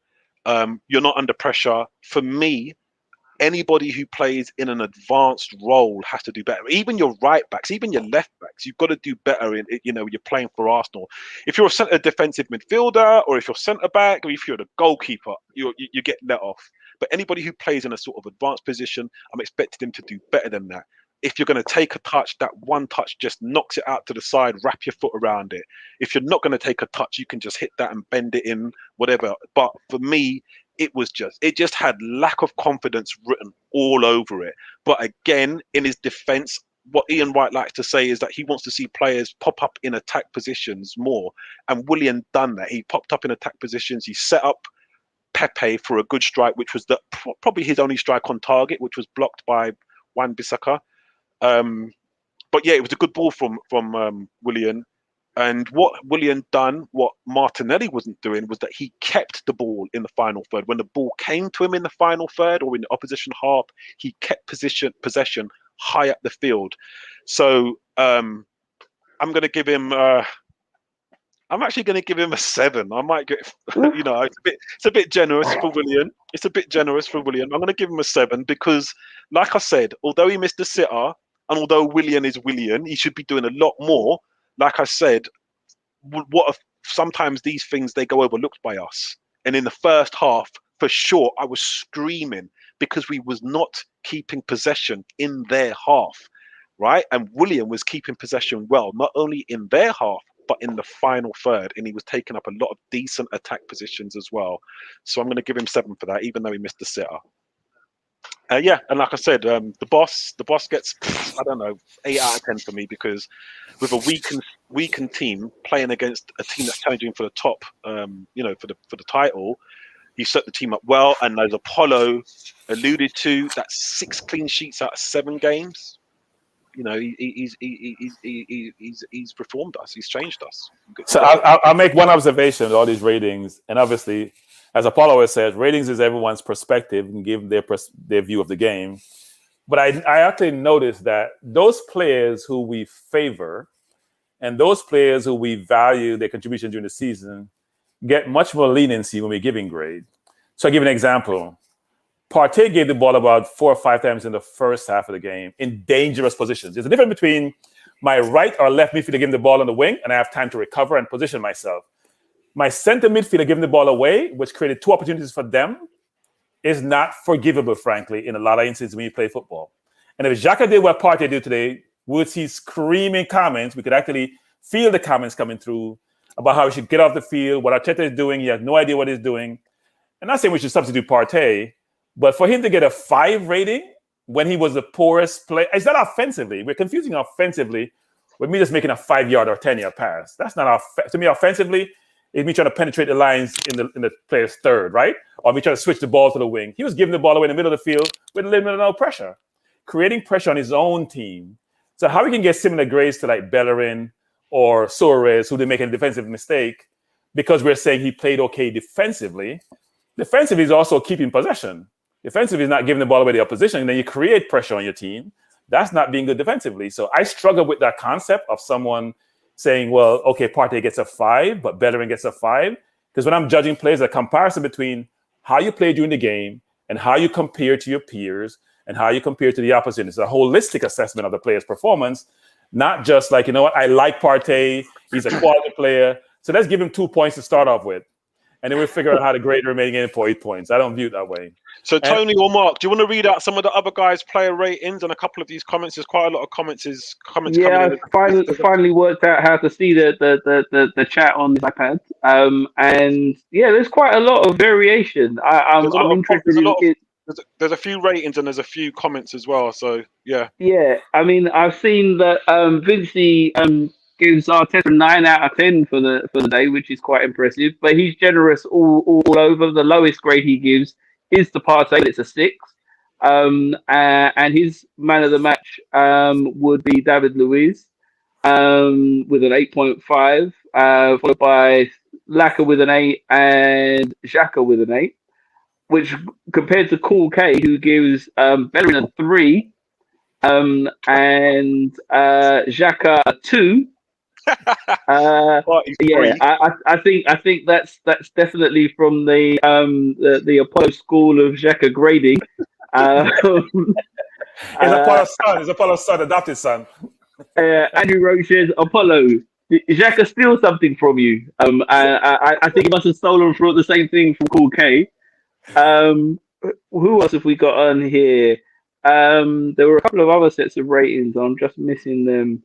Leo Hagen's were interesting because he has Holding as man of the match with an 8, and followed by Leno with a 7, Luis with a 7, Xhaka with a 7, Pepe with a 7, and he gives Partey only a 4.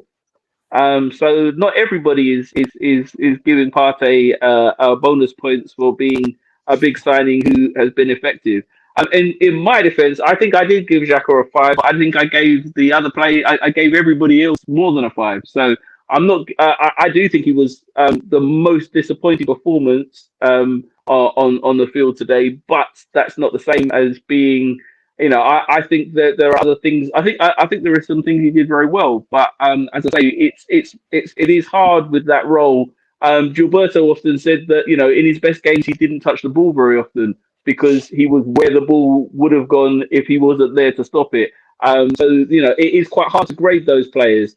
And when I said that I thought he was bad, his problem was going forward. What I meant was it was about distribution rather than interception and breaking up play. I think he broke up play superbly and intercepted. So that's the difference for me between the offense and the defense. Given where he gave the ball away, I can see your point, Bertram. It's a reasonable point that they are defensive errors if you give the ball away in the defensive third. And there was at least 1 or 2 occasions where he passed the ball away in the defensive third, or where he was dispossessed in the defensive third, when it could easily have. And as previously, we've seen things result in goals, particularly with Xhaka losing the ball in those kind of positions. That's the other reason why Xhaka gets punished so heavily for those kind of performances, is because of the number of times there have been games in which his mistakes like that have led to goals and have led to defeats. So if he has a couple of those, then I think it will, the way that people will respond will become a lot harsher overall. I don't want to cut you there, Mark, because you're on a roll there. But Andrew Roach has just put Santi Cazorla, just 2 words. And I think that a lot of us, we need to understand that, that's what we're missing in this team. Someone like Santi Cazorla, because what you get with Santi Cazorla is not just someone who can sit deep and make those tackles and have great positional play, but the transition is just exquisite. You're not going to get that every game from Thomas Partey. That's not really his game. His main game is like his positional sense and his defensive capabilities. You already know what you're going to get with Jack. I'm not going to go into it too much. But what I'm screaming out for, I would rather just have Thomas Partey and someone in the Santi Cazorla role or mold who can break up the play, who can tackle, who can get in the thick of things. But once he gets that ball, he can turn it over well. He's exquisite in his passing. When you have a game like this against Man United, where it's a little bit cagey, it's a little bit tight, that's where you see where it's lacking, and that's what we didn't have. Emil Smith-Rowe doesn't sit deep enough. He doesn't play deep enough. It's not his sort of role, his attribute to play so deep and build play from a deep lying playmaker role. And you don't always get it from Partey, and you definitely going to get it from Xhaka. So for me, that's rather than criticising those two for their performance in a game like this, I thought they was pretty good. What you want is someone who can make the play from deep, like Santi Cazorla. So I got a question, Tony. What was Xhaka's stats today? Because I can't recall him giving the ball away. I can't recall him giving the ball away during the game. I mean, he wasn't in the game as much. Corke says that he gave the ball away 3 times. I saw Partey give the ball away 3 times in about 2 minutes at one point. If we're going for comparison, in terms of giving the ball away, only one of those players had an absolute nightmare in terms of turnovers. And I'm sorry that I'm going to bail because I've explained to my wife what time the football finished, and now she's expecting me to go eat and have a life outside of football. Until this platform reaches the point where all those YouTube subscribers, and thank you to anybody who has subscribed, I wouldn't know because I don't have those things. But until those YouTube subscribers reach the point where they can pay a fee for the wonderful insight, then at some point, man's got to go. Yeah, I've got places to go, people to see. It's been a real pleasure. Actually, I really have enjoyed today. I've enjoyed the chat and the banter. And I enjoyed the Arsenal. It was not a bad performance, and it's not a bad result. And I will go through the week much relieved that things haven't come too bad. You see, Apollo's going for closing comments now. So those are my closing comments. I hope you guys have a great week, and up the Arsenal. I would say on to next week, frankly, and I hope you guys have a great week. True. Tony, go on. Tony. Is Tony frozen? Yeah, Tony? No, he's not frozen. We can't hear you, Tony. I'm kind of transitioning between one Zoom call and another. So, yeah, cheek. You cheek. Thanks, everybody.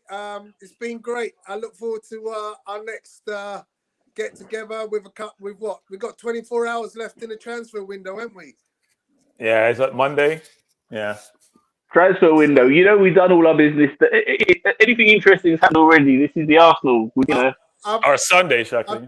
I put some stuff in the group about us having a chat about what we think of this window and looking forward to the summer, because I think it's a very good time to look at it, and that alludes to your point from the week, Bertram, about the whole market being contracted due to COVID. So now is a good time to buy, and obviously we've managed to move on a lot of players in the last few windows, and now we can start looking ahead and saying, right, what can we do? What should we do? Yeah, I think people don't realize it seems counterintuitive. So it's the best time to buy. But if you have cash, the best time to buy. I mean, Villa bought Sanson, who's probably a £30 million player, for £40 million. Because if you cash is king in this environment, if you have it, you can buy now. Those players are going to cost between late next year, double that price. But most people don't have the cash to do so. Gotta go, guys. Catch you guys later. So guys, just thank you very much for everyone who's participated in the comments. Yep, and we'll have those transfer talks tomorrow, I suppose. Okay. All right, guys. All that to look forward to. Yep. Hit the like, subscribe. I know that's what Apollo would be saying if he was here. Hit the like, subscribe, hit the like. We want to have you back soon as well, Apollo and Vincey. Hope to have you back soon. Hope you're feeling better, and we look forward to having you on the panel again soon. See you guys later. Take it easy. And that's signing.